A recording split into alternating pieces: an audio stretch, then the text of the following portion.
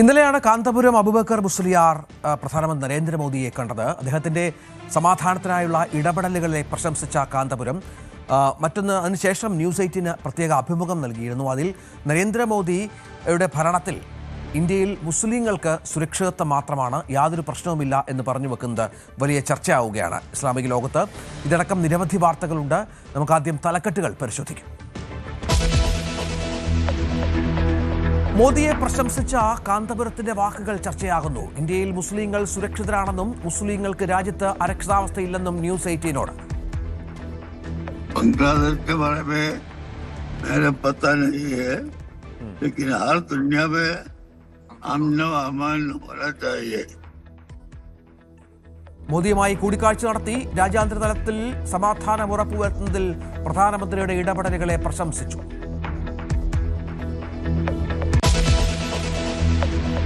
ഏഴ് പാക് സൈനികരെ തട്ടിക്കൊണ്ടുപോയി വിലപേശി ബലൂച്ച് ലിബറേഷൻ ആർമി. സൈനിക യൂണിഫോം ധരിച്ച 7 പേർ മുട്ടുകുത്തി നിൽക്കുന്ന ദൃശ്യങ്ങൾ പുറത്ത്. തടവിലുള്ള ബലൂച്ച് സേനാംഗങ്ങളെ വിട്ടയക്കണമെന്ന ആവശ്യം.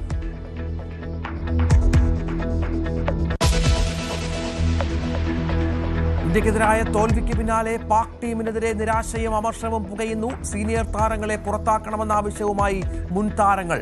PCB തലവൻ മൊഹ്സിൻ നഖ്വി കഴിവില്ലാത്തവനെന്നും പഠിപ്പില്ലാത്തവനെന്നും ഷൊഹൈബ് അക്തർ. അമർഷം സർക്കാരിനെ അറിയിച്ച് പാക് സൈനിക മേധാവി.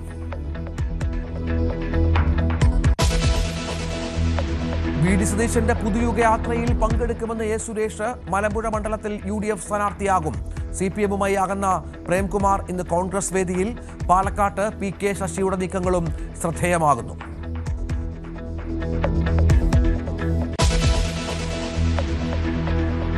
രാഹുൽ മാങ്കൂട്ടത്തിന്റെ ലൈംഗിക ശേഷി പരിശോധന പൂർത്തിയായി. പരിശോധന നടന്നത് പേരൂർക്കട ആശുപത്രിയിൽ. ഉണ്ടായിരുന്നത് ഉഭയകക്ഷി സമ്മതപ്രകാരമുള്ള ബന്ധമെന്ന് ആവർത്തിച്ച് രാഹുൽ. ലൈഫ് ലോങ് കൂടെയുണ്ടാകുമെന്ന് പരാതിക്കാരിക്ക് വാക്കു നൽകിയിരുന്നില്ല. വോയിസ് റെക്കോർഡ് ചെയ്തതുപോലെ തന്നെ കുരുക്കാൻ ലക്ഷ്യമിട്ടെന്നും രാഹുൽ.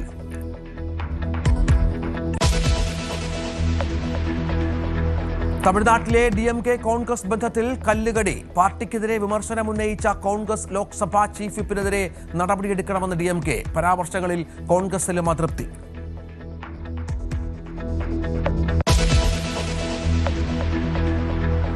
മോദി മാക്രോൺ കൂടിക്കാഴ്ച ഇന്ന്. കൂടിക്കാഴ്ച മുംബൈയിൽ. ഫ്രാൻസുമായി പ്രതിരോധമടക്കം വിവിധ മേഖലകളിൽ സഹകരണത്തിന് ഇന്ത്യ. റഫാൽ കരാറിൽ ഒപ്പുവച്ചേക്കും. മോദിയുടെ ഇസ്രായേൽ സന്ദർശനം അടുത്തയാഴ്ച.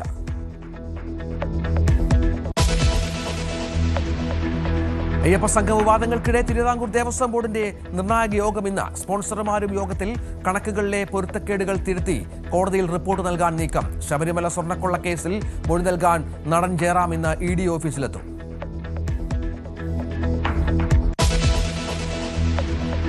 ബംഗ്ലാദേശിൽ BNP സർക്കാർ ഇന്ന് അധികാരമേൽക്കും. പ്രധാനമന്ത്രിയായി താരിഖ് റഹ്മാൻ സത്യപ്രതിജ്ഞ ചെയ്യും. സത്യപ്രതിജ്ഞ ചടങ്ങ് 4 മണിക്ക് പാർലമെന്റ് സമുച്ചയത്തിന്റെ സൗത്ത് പ്ലാസയിൽ.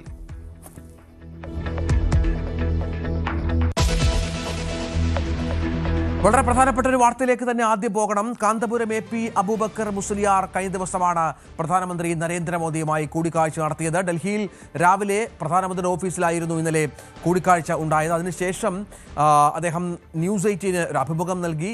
അതിൽ അദ്ദേഹം പറഞ്ഞ പ്രധാനപ്പെട്ട ഒരു കാര്യമെന്ന് പറഞ്ഞത് ഇന്ത്യയിൽ മുസ്ലിങ്ങൾക്ക് യാതൊരു അരക്ഷിതാവസ്ഥയുമില്ല, മുസ്ലിങ്ങൾ പൂർണ്ണമായും സുരക്ഷിതരാണ് എന്ന് പറഞ്ഞു വെക്കുകയാണ് കാന്തപുരം ചെയ്തത്. മറ്റൊന്ന്, നാട്ടിൽ നടക്കുന്ന വികസന പ്രവർത്തനങ്ങളെ അദ്ദേഹം പ്രകീർത്തിച്ചു. റോഡ് വികസനം അടക്കമുള്ള കാര്യങ്ങളിൽ വലിയ പ്രാധാന്യം നൽകുന്നുണ്ട് മോദി സർക്കാർ കേരളത്തിൽ എന്ന് അദ്ദേഹം പറയുന്നു. ഒപ്പം അന്തർദേശീയ തലത്തിൽ നടക്കുന്ന നിരവധി സമാധാന ശ്രമങ്ങളിൽ നരേന്ദ്രമോദിയുടെ പങ്കാളിത്തത്തെയും ശ്ലാഘിച്ചു അദ്ദേഹം. അതിലൊക്കെ അഭിനന്ദനം അറിയിച്ചു. ഒപ്പം റംസാൻ സന്ദേശവും നൽകിയാണ് കാന്തപുരം മടങ്ങിയത്. കാന്തപുരത്തിൻ്റെ മോദി പ്രശംസ വലിയ ചർച്ചയായ പശ്ചാത്തലം കൂടിയുണ്ട്. അതിനെ എതിർത്തും അനുകൂലിച്ചും നിരവധി ആളുകൾ രംഗത്ത് വരുന്ന പശ്ചാത്തലം കൂടിയുണ്ട്. പക്ഷേ പ്രധാനപ്പെട്ട മുസ്ലിം സംഘടനകൾ ഈ വിഷയത്തിൽ പ്രതികരിക്കാൻ തയ്യാറായിട്ടില്ല. കാരണം ഇപ്പോൾ നമുക്കറിയാം, ഒരു ഐക്യം, സമസ്തയുടെ ഒരു ഐക്യവുമായൊക്കെ ബന്ധപ്പെട്ട് ഒരുപാട് ചർച്ചകൾ നടക്കുന്ന ഒരു പശ്ചാത്തലമൊക്കെ ഉണ്ട്. അവിടെ ഇത്തരം പ്രസ്താവനകളിൽ തൽക്കാലം പ്രതികരിക്കില്ല എന്നാണ് പ്രധാനപ്പെട്ട നേതാക്കൾ നമ്മളോട് വ്യക്തമാക്കിയത്. ഇന്നലെ കാന്തപുരം ന്യൂസ് 8 നൽകിയ അഭിമുഖത്തിൽ പറഞ്ഞ കാര്യങ്ങൾ ആദ്യമൊന്ന് കേൾക്കാം. मुफ्ती साहब, मैं जानना चाहूँगा, बांग्लादेश में जो चल रहा है, क्या उससे भारत के मुसलमान को कोई इफेक्ट होगा, या वहाँ जो इस्लाम या जो बातचीत अभी चल रही है और जो भारत में प्रैक्टिस होता है उसमें बहुत डिफरेंस है? बांग्लादेश के बारे में मेरे पता नहीं है, लेकिन हर दुनिया में अमन व अमान होना चाहिए। इसीलिए जो करना चाहते वो करेगा। अमेरिका जब ईरान वो भी खत्म कर रहा है, वो झगड़ा नहीं होना। और इंसानियत को कीमत बढ़ा के ये सब उसके नीचे रखना। CV അനുമോദ് വിവരങ്ങൾ പങ്കുവെക്കുന്നു. അനുമോദ്, ഇതിപ്പോ കാന്തപുരം അബൂബക്കർ മുസ്ലിയാർ അദ്ദേഹം മോദിയെ കാണുന്നു. നമുക്കറിയാം നമ്മുടെ ദേശീയ രാഷ്ട്രീയത്തിലൊക്കെ ഒരുപാട് ചർച്ചയായ ഒരു കൂടിക്കാഴ്ചയാണ്. വിവിധ തലത്തിൽ മുസ്ലിങ്ങളടക്കം മുസ്ലിം സമുദായമൊക്കെ വലിയ പീഡനം അനുഭവിക്കുന്നുവെന്നും BJP സർക്കാർ ഈ ന്യൂനപക്ഷ സമുദായങ്ങളെ അടിച്ചമർത്തുമെന്നൊക്കെയുള്ള ആക്ഷേപങ്ങൾ ഉയരുമ്പോഴാണ് കാന്തപുരത്തെ പോലെ വളരെ പ്രധാനപ്പെട്ട ഒരു മതപണ്ഡിതൻ അദ്ദേഹത്തെ കാണുകയും രാജ്യത്തെ മുസ്ലിങ്ങൾക്ക് യാതൊരു പ്രശ്നമില്ല എന്ന് പറയുകയും ചെയ്തത്. അത് വലിയ ചർച്ചയായിട്ടുണ്ട്. താനും നമുക്ക് എന്താണ് മനസ്സിലാക്കേണ്ടത്? ഇത്തരമൊരു കൂടിക്കാഴ്ചയിലേക്ക് നയിച്ച പശ്ചാത്തലം, ഇങ്ങനെ മോദിയെ പ്രശംസിക്കാനിടയാക്കിയ പശ്ചാത്തലം.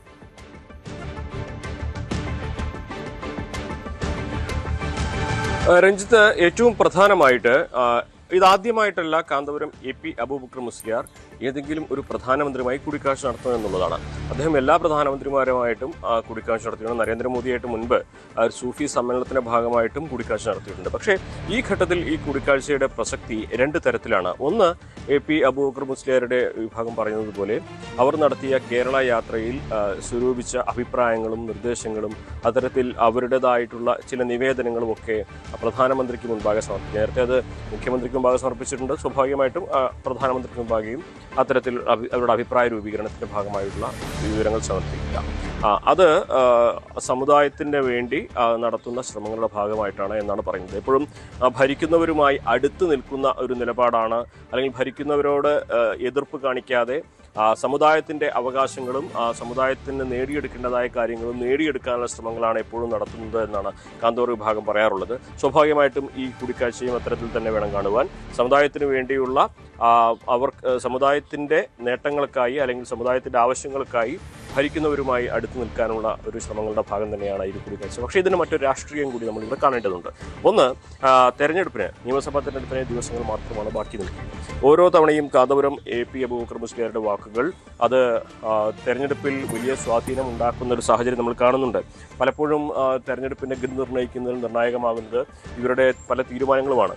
അപ്പോൾ മുൻപൊക്കെ നടത്താറുള്ളത് പോലെ പരോക്ഷമായിട്ടുള്ളെങ്കിലും ഈ ഒരു BJPക്ക് എതിരാകുന്ന തരത്തിലുള്ള പ്രസ്താവനകൾ ഇനി അദ്ദേഹത്തിന്റെ ഭാഗത്ത് ഉണ്ടാകുമോ എന്നുള്ളത് നമ്മൾ കണ്ടു തന്നെ അറിയാനുള്ള ഒരു കാര്യമാണ്. അതാണ് രാഷ്ട്രീയമായിട്ട് ഇതിൽ ഏറ്റവും പ്രധാനപ്പെട്ട ഒന്ന്.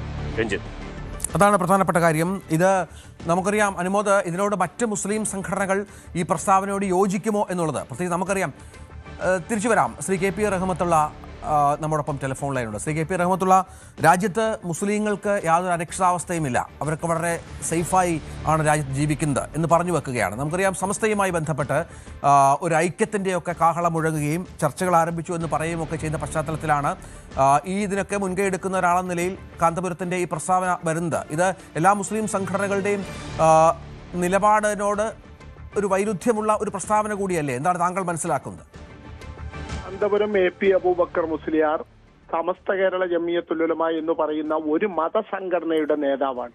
അദ്ദേഹം ഒരു രാഷ്ട്രീയ പാർട്ടിയുടെയോ രാഷ്ട്രീയ സംഘടനയുടെയോ നേതാവല്ല. ആ നിലയിൽ തന്നെയാണ് അദ്ദേഹം ഇത്രയും കാലം പ്രവർത്തിച്ചു വന്നിട്ടുള്ളത്. അദ്ദേഹം കേന്ദ്രത്തിലാണെങ്കിലും സംസ്ഥാനങ്ങളിലാണെങ്കിലും ഭരിക്കുന്നവരിൽ നിന്ന് സമുദായത്തിന്റെ അവകാശങ്ങൾ നേടിയെടുക്കുന്നതിന് വേണ്ടി അവരുമായി നേരിട്ട് ചർച്ച നടത്തുകയും സമുദായവും സംഘടനയും ഒക്കെ നേരിടുന്ന പ്രശ്നങ്ങൾ അവരുടെ മുന്നിൽ ബോധ്യപ്പെടുത്തി പരിഹാരം തേടുന്ന രീതിയാണ് AP അബൂബക്കർ മുസ്ലിയാർ ഇത്രയും കാലം സ്വീകരിച്ചിട്ടുള്ളത്. മറ്റ് കേരളത്തിൽ മാത്രം പ്രവർത്തിക്കുന്ന സംഘടനകളിൽ നിന്ന് വ്യത്യസ്തമായി ഗുജറാത്തിലാണെങ്കിലും കാശ്മീരിലാണെങ്കിലും UPയിലാണെങ്കിലും ഒക്കെ നേരിട്ട് സ്ഥാപനങ്ങൾ നടത്തുന്ന ഒരു സംഘടനയുടെ നേതാവ് കൂടിയാണ് AP അബൂബക്കർ മുസ്ലിയാർ. ആ നിലയിൽ അദ്ദേഹം പ്രധാനമന്ത്രിയുമായും ആ സംസ്ഥാനങ്ങളിലെ മുഖ്യമന്ത്രിമാരുമായും ഒക്കെ നിരന്തരം ബന്ധപ്പെടുകയും നേരിട്ട് അവരുടെ ആവശ്യങ്ങൾ അവരോട് ചോദിക്കുകയും അതൊക്കെ നേടിയെടുക്കുകയും ചെയ്യുന്ന കാര്യത്തിൽ അസാമാന്യമായ മെയ്വഴക്കം കാണിക്കുന്ന ഒരു മതപണ്ഡിതനാണ് അദ്ദേഹം. അതിനും പുറമെ കേരളത്തിലെ ഏതെങ്കിലും ഒരു മതസംഘടനയുടെ നേതാവ് എന്നതിലപ്പുറം ഇന്ത്യയുടെ ഗ്രാൻഡ് മുഫ്തി പദവി കൂടി അലങ്കരിക്കുന്ന ഒരു മാന്യദേഹമാണ് കാന്തപുരം AP അബൂബക്കർ മുസ്ലിയാർ. അതുകൊണ്ട് അദ്ദേഹം മുസ്ലിം സമൂഹത്തിന്റെ അഭിപ്രായം നേരിട്ട് തന്നെ പ്രധാനമന്ത്രിയെയും മറ്റ് കേന്ദ്ര ആഭ്യന്തരമന്ത്രി പോലുള്ളവരെയും ഒക്കെ ധരിപ്പിക്കാൻ നിരന്തരം സന്ദർശനങ്ങൾ നടത്താറുണ്ട്. അതിലൊന്നും ഒരു തെറ്റുമില്ല. പക്ഷേ അദ്ദേഹം പ്രധാനമന്ത്രിയെ കണ്ടതിന് ശേഷം പുറത്തിറങ്ങി വന്ന് മുസ്ലിങ്ങൾക്ക് ഇന്ത്യയിൽ അരക്ഷിതാവസ്ഥ ഇല്ല എന്ന് പറയുന്നതിൽ ഒരു ശരികേടുണ്ട്. ഒന്നുകിൽ അദ്ദേഹം ഇന്ത്യയിലെ മൊത്തം കാര്യങ്ങളെ ശരിയായ രൂപത്തിൽ കാണുന്നില്ല എന്നതാണ്.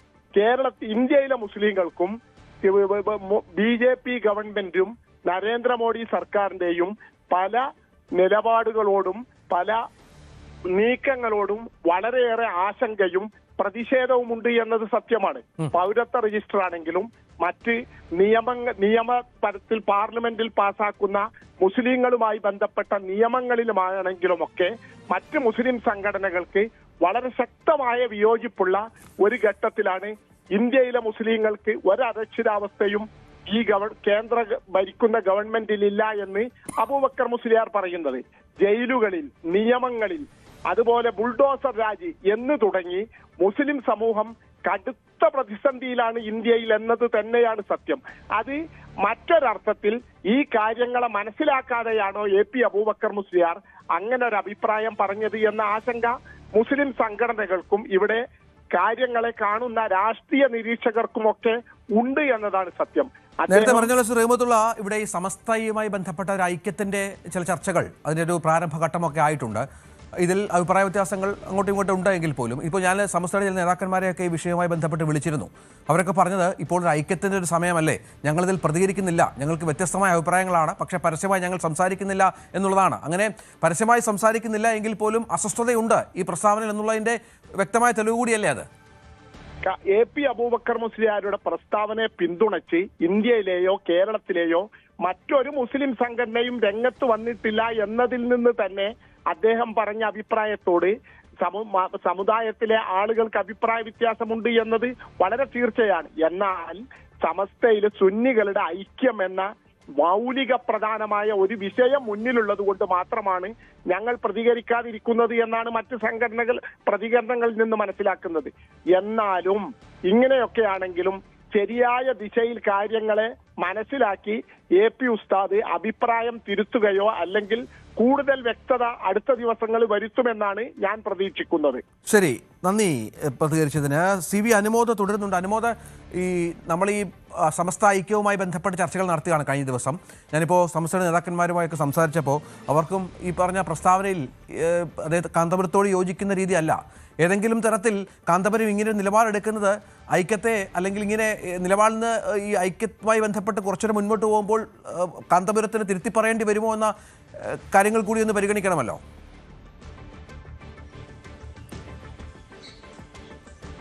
അല്ല, ഇതിന്റെ മറ്റൊരു രാഷ്ട്രീയമായിട്ടുള്ള കാര്യമുണ്ട്. പ്രധാനമന്ത്രിയെ കണ്ടിറങ്ങിയതിന് ശേഷം ഉയരുന്ന ചോദ്യങ്ങളോട് ഒരുപക്ഷെ അദ്ദേഹം ആ ഒരു സാഹചര്യത്തിൽ അപ്രകാരം മറുപടി പറഞ്ഞതാകാം എന്ന് വേണം വിലയിരുത്തുവാൻ. പൊതുവെ മുസ്ലിം സംഘടനകൾ ഒരിക്കലും രാഷ്ട്രീയ പാർട്ടികളെ പോലെയല്ല പ്രതികരിക്കാറുള്ളത് എന്നുള്ളത് വളരെ പ്രധാനപ്പെട്ട ഒരു കാര്യമാണ്. പക്ഷേ അവർക്ക് രാഷ്ട്രീയമായ നിലപാടുകളുണ്ട് എന്നുള്ളത് മറ്റൊരു വസ്തുത. ഒരു നേതൃസ്ഥാനത്തിരിക്കുമ്പോൾ പ്രത്യേകിച്ച് ഇന്ത്യയുടെ പ്രധാനമന്ത്രിയെ പോലെ ഏറ്റവും ഉന്നതനായ ഒരു വ്യക്തിയെ കണ്ട് മടങ്ങി വരുമ്പോൾ ആ ഒരു ഘട്ടത്തിൽ പറയേണ്ട ആ കാര്യങ്ങൾ ആ തരത്തിലാകണം അല്ലെങ്കിൽ ആകാം എന്ന് വേണം വിലയിരുത്തുവാൻ. അത് മറ്റൊരു തരത്തിലേക്ക് ഈ സാമുദായിക പ്രശ്നമായിട്ടോ ഒരു ഭിന്നതയായിട്ടോ ഉരുത്തിരിഞ്ഞു വരുമ്പോൾ ഒരു പക്ഷേ അദ്ദേഹത്തിൻ്റെ ഭാഗത്ത് നിന്ന് മറ്റൊരു വിശദീകരണം ഉണ്ടായേക്കാം എന്ന് വേണം കരുതുവാൻ. ഒന്നുകിൽ ആ ചോദ്യത്തിന് താൻ പറഞ്ഞ ഉത്തരം മറ്റൊരു തരത്തിലാണ്, അത് വളച്ചൊടിച്ചതാകാം, അതല്ലെങ്കിൽ താൻ ഉദ്ദേശിച്ചത് ഇപ്രകാരമാണ്, അങ്ങനെ ഒരു മറുപടി അദ്ദേഹത്തിൻ്റെ ഭാഗത്തുനിന്നുണ്ടായേക്കാമെന്ന് വേണം കരുതുവാൻ. പൊതുവേ നമ്മൾ കണ്ടിട്ടുണ്ട് മുൻപ് പലപ്പോഴും രാജ്യത്ത് പലതരത്തിലുള്ള പ്രശ്നങ്ങൾ ഉണ്ടാകുമ്പോൾ കാന്തപുരത്തിൻ്റെ ഭാഗത്തു നിന്നുള്ള പ്രസ്താവനകൾ വാർത്താക്കുറിപ്പുകളായിട്ട് പലപ്പോഴും വന്നിട്ടുണ്ട്. അത് പൗരത്വ വിഷയമാകട്ടെ, അങ്ങനെ പല വിഷയങ്ങളിൽ സമുദായം ഒന്നിച്ച് നിൽക്കുമ്പോൾ സമുദായത്തിനൊപ്പം നിൽക്കുന്ന തരത്തിലുള്ള പ്രസ്താവനകൾ അദ്ദേഹത്തിൻ്റെ ഭാഗത്ത് നിന്ന് മുമ്പുണ്ടായിട്ടുണ്ട്. അന്ന് അദ്ദേഹത്തിൻ്റെ പ്രസ്താവനകൾ എല്ലാവരും സ്വാഗതം ചെയ്യുകയും ഇപ്പോൾ ഈ രാജ്യത്ത് മുസ്ലിങ്ങൾ സുരക്ഷിതരാണ് എന്ന ഒരു അഭിപ്രായം അദ്ദേഹം രേഖപ്പെടുത്തുമ്പോൾ അദ്ദേഹത്തിനെതിരെ വളഞ്ഞിട്ട് ആക്രമണം ഉണ്ടാകുന്നില്ലെങ്കിൽ പോലും ഒരു പ്രതിഷേധം അല്ലെങ്കിൽ അതിനെ യോജിക്കാൻ കഴിയാത്തൊരു സാഹചര്യം സാമുദായിക സംഘടനകൾ ഉണ്ട് എന്നുള്ളതൊരു വസ്തുത തന്നെയാണ്. ഒരുപക്ഷെ കാന്തപുരത്തെ പോലെ ഏറ്റവും ആദരിക്കുന്ന ഒരാളോട് അദ്ദേഹത്തിൻ്റെ അഭിപ്രായങ്ങളോട് തുറന്നു പറയുന്നതിനുള്ളൊരു മടിയായിരിക്കാം സാമുദായിക സംഘടനകളെ ഒരുപക്ഷെ ഇത്തരത്തിലുള്ള പരസ്യ പ്രസ്താവനയിൽ നിന്ന് വിലക്കുന്നത്. മാത്രമല്ല, നേരത്തെ രഞ്ജിത്ത് സൂചിപ്പിച്ചതുപോലെ തന്നെ ഈ ഒരു സാമുദായിക ഐക്യമെന്ന നിർണായക ഘട്ടത്തിലേക്ക് എടുക്കുമ്പോൾ ഇത്തരത്തിലുള്ള പ്രസ്താവനകൾ അത് ദൂരവ്യാപക ഫലങ്ങൾ ഉണ്ടാക്കിയിരിക്കുന്നതാണ് എന്നുകൂടി ഈ ഒരു ഘട്ടത്തിൽ നമുക്ക് വിലയിരുത്താൻ കഴിയും. ശരി, CV അനുമോദാണ് വിവരങ്ങൾ പങ്കുവച്ചത്. നമുക്ക് മറ്റ് ഒരു വാർത്തയിലേക്ക് പോകണം. അത് പാക് സൈനികരുമായി ബന്ധപ്പെട്ട് 7 പാക് സൈനികരെ തടവിലാക്കി എന്നുള്ള അവകാശവാദവുമായി ബലൂച്ച് ആർമി രംഗത്ത് വന്നിരിക്കുകയാണ്. അതായത് തങ്ങളുടെ പാകിസ്ഥാന്റെ കസ്റ്റഡിയിലുള്ള ബലൂച്ച് ആർമി പ്രവർത്തകരെ വിട്ടയച്ചില്ലെങ്കിൽ ഈ സൈനികരുടെ തലയിറക്കുമെന്നാണ് ഈ വിഘടനവാദികൾ പറയുന്നത്. പാകിസ്ഥാൻ ഇവർ വല്ലാതെ വിറപ്പിക്കുകയാണ്. ഈ വീഡിയോ ദൃശ്യങ്ങളൊക്കെ പുറത്തുവിട്ടിട്ടുണ്ട്. ദൃശ്യങ്ങളുടെ ആധികാരികത സംബന്ധിച്ച് ഒരു സ്ഥിരീകരണത്തിലേക്ക് പാകിസ്ഥാൻ വന്നിട്ടില്ല എങ്കിൽ പോലും ഓപ്പറേഷൻ ഹെറോഫിൻ്റെ 2ാം ഘട്ടത്തിന് തുടക്കം കുറിച്ചിരിക്കുന്നുവെന്നാണ് ഇപ്പോൾ അവർ അവകാശപ്പെടുന്നത്. ഏതായാലും യുദ്ധസമാനമായ സാഹചര്യമടക്കം ബലൂച്ചിൽ ഉണ്ടാകുന്നു എന്നത് പ്രധാനപ്പെട്ട ഒന്നാണ്. ഈ ബലൂച്ചിൻ്റെ BLOയുടെ മാധ്യമവിഭാഗമായ ഹക്കൽ പുറത്തിറക്കിയ പ്രസ്താവനയിലും മറ്റും ഇത്തരം കാര്യങ്ങൾ പാക് ഭരണകൂടത്തിനടക്കം അന്ത്യശാസനം നൽകിയിട്ടുണ്ട് എന്നാണ് മനസ്സിലാക്കുന്നത്. എത്രയും പെട്ടെന്ന് തങ്ങളുടെ ആൾക്കാരെ വിടണം, ഇല്ലെങ്കിൽ ഈ 7 പേരെയും കൊലപ്പെടുത്തുമെന്നുള്ളതാണ്. മൊത്തം 17 പേരെ തടവിലാക്കി. പക്ഷേ 10 പേർ തങ്ങളുമായി ബന്ധപ്പെടുന്നവരാണ്, അതുകൊണ്ട് അവരെ വിട്ടയച്ചു എന്നും പറയുന്നുണ്ട്. ഒരു പാക് സൈനികരെന്ന് പരിചയപ്പെടുത്തുന്ന ഒരാൾ തങ്ങളെ വിട്ടയക്കണം, അതിന് പാക് സർക്കാർ നടപടികൾ സ്വീകരിക്കണം എന്നും മറ്റും കരയുന്ന ദൃശ്യങ്ങൾ കൂടി പുറത്തു വന്നിട്ടുണ്ട് എന്നാണ് മനസ്സിലാക്കുന്നത്. ഏതായാലും ഇത് പാകിസ്ഥാനിൽ വലിയ ചർച്ചയായിട്ടുണ്ട്, വലിയ ആശങ്ക സൃഷ്ടിച്ചൊരു പശ്ചാത്തലം കൂടിയുണ്ട്. അജയ് സുധാ ബിജു വിവരങ്ങൾ പങ്കുവെക്കും. അജയ്, ഈ ദൃശ്യങ്ങളുടെ ആധികാരികത ഇതുവരെ പാകിസ്ഥാൻ സ്ഥിരീകരിച്ചിട്ടില്ല, പക്ഷേ ഒട്ടും ആശാവഹമല്ല ഈ മേഖലയിലെ കാര്യങ്ങൾ എന്നുള്ളത് വ്യക്തമാണല്ലോ. രഞ്ജിത്ത്, ഇപ്പോൾ കുറച്ച് ദിവസമായി ബലൂചിസ്ഥാൻ പാകിസ്ഥാനിൽ വലിയ രീതിയിലുള്ള ആക്രമണങ്ങൾ നടത്തുന്നുണ്ട്. ഓപ്പറേഷൻ ഹെറോഫിൻ്റെ 2ാമത്തെ ഘട്ടമായിട്ടാണ് അവർ ഇത്തരത്തിലുള്ള ആക്രമണങ്ങളെല്ലാം നടത്തിയത്. ഇനി കുറച്ച് ദിവസങ്ങൾക്ക് മുൻപേ പാകിസ്ഥാനിലെ വിവിധ നഗരങ്ങളും അതുപോലെ തന്നെ പ്രധാനപ്പെട്ട സൈനിക കേന്ദ്രങ്ങളെല്ലാം കേന്ദ്രീകരിച്ച് വലിയ രീതിയിലുള്ള ആക്രമണം ബലൂച്ച് ലിബറേഷൻ ആർമി അഴിച്ചുവിട്ടപ്പോൾ നിരവധി മരണസംഖ്യ ഉൾപ്പെടെ ഉണ്ടായി, നിരവധി സൈനികർ കൊല്ലപ്പെടുന്ന സാഹചര്യമുണ്ടായി. അപ്പോഴെല്ലാം പാകിസ്ഥാൻ ലോകത്തിന് മുന്നിൽ ഒരു നാണം കെട്ട അവസ്ഥയായിരുന്നു. അവരുടെ സൈനിക കേന്ദ്രങ്ങൾ രാജ്യത്തിനകത്ത് തന്നെയുള്ള ഒരു വിഘടനവാദ ശക്തിയിൽ നിന്ന് രക്ഷിക്കാൻ കഴിയാത്തവണ്ണം അത്രയധികം ഒരു ദുർബലമായ അവസ്ഥയിലായിരുന്നു അവർ. ഇപ്പോഴിതാ അവരുടെ ഒരു 7 സൈനികരെ പിടിച്ചു വെച്ചുകൊണ്ടുള്ള ഒരു ഭീഷണി കൂടി ബലൂച്ച് ലിബറേഷൻ ആർമി നടത്തിയിരിക്കുകയാണ്. അതായത് തങ്ങളുടെ മറ്റ് തടവുകാരെ പാകിസ്ഥാൻ വിട്ടയച്ചില്ലെങ്കിൽ ഈ 7 പേരെ വധിക്കും എന്നതാണ് മുന്നറിയിപ്പ്. 7 ദിവസത്തെ സമയമാണ് ഇതിന് പാകിസ്ഥാൻ സർക്കാരിന് നൽകിയിട്ടുള്ളത്. അതിലിപ്പോൾ ഇനി 6 ദിവസം മാത്രമാണ് അതിന് ബാക്കിയുള്ളത്. ഈ ബലൂച്ച് ലിബറേഷൻ ആർമിയുടെ ഔദ്യോഗിക സോഷ്യൽ മീഡിയ ഹാൻഡിലായിട്ടുള്ള ഹക്കൽ വഴിയാണ് ഇത്തരമൊരു സന്ദേശം പുറത്തുവിട്ടത്. ഇതിൽ 7 പാകിസ്ഥാൻ സൈനികരെ അവരുടെ യൂണിഫോം അടക്കം നിൽക്കുന്ന ഒരു ദൃശ്യം അത് ബലൂച്ച് ലിബറേഷൻ ആർമി പുറത്തുവിട്ടിട്ടുണ്ട്. ഈ ദൃശ്യങ്ങളിൽ പാകിസ്ഥാൻ ആർമിയിലെ ഒരു ഉദ്യോഗസ്ഥൻ തന്നെ സ്ഥിരീകരിക്കുന്നുണ്ട് തങ്ങളെ ബലൂച്ച് ലിബറേഷൻ ആർമി പിടിച്ചുകൊണ്ട് പോയിരിക്കുകയാണ്. സർക്കാർ എത്രയും വേഗം ഇവരുടെ ആവശ്യങ്ങൾ അംഗീകരിക്കണം, അല്ലെങ്കിൽ തങ്ങളുടെ ജീവന് ആപത്താണ് എന്ന് ഇതിൽ പാകിസ്ഥാനിലെ ഈ ഒരു സൈനികരിൽ ഒരാൾ സ്ഥിരീകരിക്കുന്നുണ്ട്. മൊത്തം 17 സുരക്ഷാ ഉദ്യോഗസ്ഥരെയാണ് ബലൂച്ച് ലിബറേഷൻ ആർമി ആദ്യം പിടിച്ചെടുത്തത്. ഇതിൽ 10 പേർ അവിടെ തദ്ദേശീയരായിട്ടുള്ള ബലൂച്ച് വംശജർ തന്നെയാണ്. അതുമാത്രമല്ല അവർക്ക് പ്രാദേശിക പോലീസുമായിട്ടും ബന്ധമുണ്ടായിരുന്നു. അതുകൊണ്ട് ഈ 10 പേർക്ക് മുന്നറിയിപ്പ് നൽകി വിട്ടയക്കുകയായിരുന്നു. മറ്റ് 7 പേരെ പാകിസ്ഥാൻ ആർമിയുടെ സ്ഥിരാംഗങ്ങളായിട്ടുള്ള 7 പേരാണ് ഇപ്പോൾ ബലൂച്ച് ലിബറേഷൻ ആർമിയുടെ പിടിയിലായിട്ടുള്ളത്. ഇപ്പോൾ നിലവിലൊരു ഭീഷണി തന്ത്രം തന്നെയാണ് അവർ പയറ്റുന്നത്. ഈ ആക്രമണങ്ങൾ നേരത്തെ പറഞ്ഞ ഓപ്പറേഷൻ ഹെറോഫിൻ്റെ ഒരു 2ാം ഘട്ടത്തിൻ്റെ ഭാഗമായി നടന്ന ആക്രമണങ്ങളിൽ പാകിസ്ഥാൻ പിടിച്ചെടുത്ത ഈ ബലൂച്ചിൻ്റെ സൈനികർ അതുപോലെ തന്നെ അവരുടെ പ്രവർത്തകർ ഉൾപ്പെടുന്ന ആളുകളെ വിട്ടുകിട്ടണം എന്നതാണ് ആവശ്യം. ബലൂച്ച് നാഷണൽ കോർട്ട് ഈ സൈനികരെ വിചാരണയ്ക്ക് വിധേയരാക്കുകയും ഇവരെ നിരവധി കുറ്റകൃത്യങ്ങളിൽ പങ്കാളികളായവരായി കണ്ടെത്തുകയും ചെയ്തിട്ടുണ്ട്. അതിനെ തുടർന്നാണ് ഇത്തരത്തിൽ വധശിക്ഷയ്ക്ക് ഇവരെ വിധിച്ചതെന്നും ബലൂച്ച് ലിബറേഷൻ ആർമി പറയുന്നു. അതായത് ബലൂചിസ്ഥാനിലുള്ള സാധാരണക്കാർക്കെതിരായ ആക്രമണം, അതുമാത്രമല്ല നിരവധി വർഷങ്ങളായി ഇവിടെ ഈ പ്രതിഷേധ സ്വരം, പാകിസ്ഥാൻ സർക്കാരിനെതിരെ പ്രതിഷേധ സ്വരം ഉയർത്തുന്ന പലരെയും ദുരൂഹ സാഹചര്യത്തിൽ കാണാതാകുന്ന ഒരു സാഹചര്യം കൂടി ഉണ്ടായിരുന്നു. അപ്പോൾ ഈ ആളുകളെ കാണാതായ ഈ സംഭവത്തിൽ ഉൾപ്പെടെ ഇവർക്കെതിരെ നടപടി സ്വീകരിച്ചിട്ടുണ്ട് എന്നാണ് BLA വ്യക്തമാക്കുന്നത്. എന്തായാലും നിലവിൽ രഞ്ജിത്ത് സൂചിപ്പിച്ചതുപോലെ തന്നെ പാകിസ്ഥാൻ സർക്കാർ ഇക്കാര്യത്തിൽ ഔദ്യോഗിക സ്ഥിരീകരണമൊന്നും നൽകിയിട്ടില്ല. അവർ ഇപ്പോഴും ഇരുട്ടിൽ തപ്പിക്കൊണ്ടിരിക്കും. ശരി, അജയ് സുധാബിജു വിവരങ്ങൾ പങ്കുവച്ചു. പാകിസ്ഥാനിൽ നിന്നുള്ള മറ്റൊരു വാർത്ത നമുക്കറിയാം. കഴിഞ്ഞ ദിവസമാണ് 2020 ലോകകപ്പിൽ ആവേശ പോരാട്ടത്തിൽ ഇന്ത്യയോട് പാകിസ്ഥാൻ അതിദയനീയമായി തോറ്റത്. തോൽവി എന്ന് പറഞ്ഞാൽ ചെറിയ തോൽവിയല്ല. ഒരു ഘട്ടത്തിൽ പോലും പൊരുതാനാവാതെ പൂർണ്ണമായ കീഴടങ്ങലായിരുന്നു പാകിസ്ഥാൻ. നമുക്കറിയാം, പാകിസ്ഥാൻ ഇന്ത്യയോട് തോറ്റാൽ, പരസ്പരം സൗഹൃദമില്ലാത്ത, കൈകൊടുക്കാത്ത മത്സരത്തിൽ തോറ്റാൽ എത്രത്തോളം വലിയ വികാരമാണ് ആ രാജ്യത്തുണ്ടാകുക എന്നുള്ളത്. പക്ഷേ ഇത്തവണ അതിൻ്റെ രൂക്ഷത അല്പം കൂടി കൂടുതലാണ്. കാരണം അവിടെ സൈനിക മേധാവി പോലും ഈ വിഷയത്തിൽ ഇടപെടുകയും അമർഷം പാകിസ്ഥാൻ ക്രിക്കറ്റ് ബോർഡിനെ അറിയിക്കുകയും ചെയ്തു എന്നുള്ളതാണ് ഏറ്റവും പ്രധാനപ്പെട്ട കാര്യം. പാകിസ്ഥാൻ്റെ സൈനിക, സാമ്പത്തിക, രാഷ്ട്രീയ മേഖലകളിൽ പോലും ഇത് അലയടിക്കുകയാണ്. ബാബർ അസം, ഷഹീൻ ഷാ അഫ്രീദി തുടങ്ങിയവരോടൊക്കെ ടീമിൽ നിന്ന് പുറത്താക്കണം എന്ന ആവശ്യമാണ് ഇപ്പോൾ മുൻ താരമായ മുഹമ്മദ് യൂസഫ് അടക്കമുള്ളവർ ഉയർത്തിയിരിക്കുന്നത്. പാക് ടീമിൻ്റെ പ്രകടനത്തിൽ നിരാശയും ദേഷ്യവും മറച്ചുവെക്കാതെ പാകിസ്ഥാൻ്റെ സൈനിക മേധാവി അസിം മുനീറും രംഗത്ത് വന്നു എന്ന് റിപ്പോർട്ടുകളുണ്ട്. പാകിസ്ഥാൻ ക്രിക്കറ്റ് ബോർഡ് ചെയർമാന് ആഭ്യന്തരമന്ത്രിയുമായൊക്കെ നിലപാടുകളിൽ അതൃപ്തി പറഞ്ഞു. മറ്റൊന്ന് പ്രധാനപ്പെട്ട വാക്കുകൾ ഉണ്ടാകുന്നത് പാകിസ്ഥാൻ്റെ വലിയ അറിയാം പേസ് ബൗളർ ഷുഹൈബ് അക്തറിൻ്റെ ഭാഗത്തു നിന്നാണ്. ഷുഹൈബ് അക്തർ രംഗത്ത് വന്നത് PCB തലവൻ മൊഹസിൻ നഖ്വിക്കെതിരെയാണ്. അയാൾക്കൊന്നും അറിയില്ല എന്നും വിദ്യാഭ്യാസമില്ലാത്ത, വിവരമില്ലാത്ത ഒരാളാണ് ക്രിക്കറ്റ് ബോർഡ് തലപ്പത്ത് എന്നുമാണ് പറഞ്ഞു വെക്കുന്നത്. ഇതൊക്കെ വളരെ പ്രധാനപ്പെട്ട ഒന്നായി പാകിസ്ഥാനിൽ മാറുന്നുണ്ട്. ഇതിനിടയിൽ വരുന്ന മറ്റൊരു വാർത്ത, നമീബിയക്കെതിരെയുള്ള അടുത്ത മത്സരത്തിൽ ഈ പ്രധാനപ്പെട്ട സീനിയർ താരങ്ങളെ ഒന്നും കളിപ്പിക്കില്ല എന്നുള്ള വിവരം കൂടി പുറത്തു വരുന്നുണ്ട്. അങ്ങനെ ആകപ്പാടെ വല്ലാത്ത ഒരു അവസ്ഥയിലാണ് ഇപ്പോൾ പാക് ക്രിക്കറ്റ് എന്നുള്ളത് ഏറ്റവും പ്രധാനപ്പെട്ട കാര്യമാണ്. ഇന്ത്യയിലുമായുള്ള നാണംകെട്ട തോൽവി അത്രത്തോളം പ്രതിസന്ധിയിലാക്കിയിരിക്കുന്നു പാക് ക്രിക്കറ്റിനെ എന്നതുകൂടി ചേർത്ത് വെക്കണം. ഇതുമായി ബന്ധപ്പെട്ട വിവരങ്ങളുമായി അനുശ്രീ ശരി. അനുശ്രീ, ചെറിയ തോൽവിയല്ല, ഞാൻ ആദ്യം പറഞ്ഞതുപോലെ വലിയ തോൽവിയാണ്. അത് ഏകപക്ഷീയമായ തോൽവിയായി വേണമെങ്കിൽ അതിനെ വ്യാഖ്യാനിക്കുകയും ചെയ്യാം. പക്ഷേ ആ ഒരു ആഘാതത്തിൽ നിന്ന് പാക് ക്രിക്കറ്റ് ബോർഡ് കരകയറുന്നില്ല എന്നാണോ മനസ്സിലാക്കേണ്ടത്?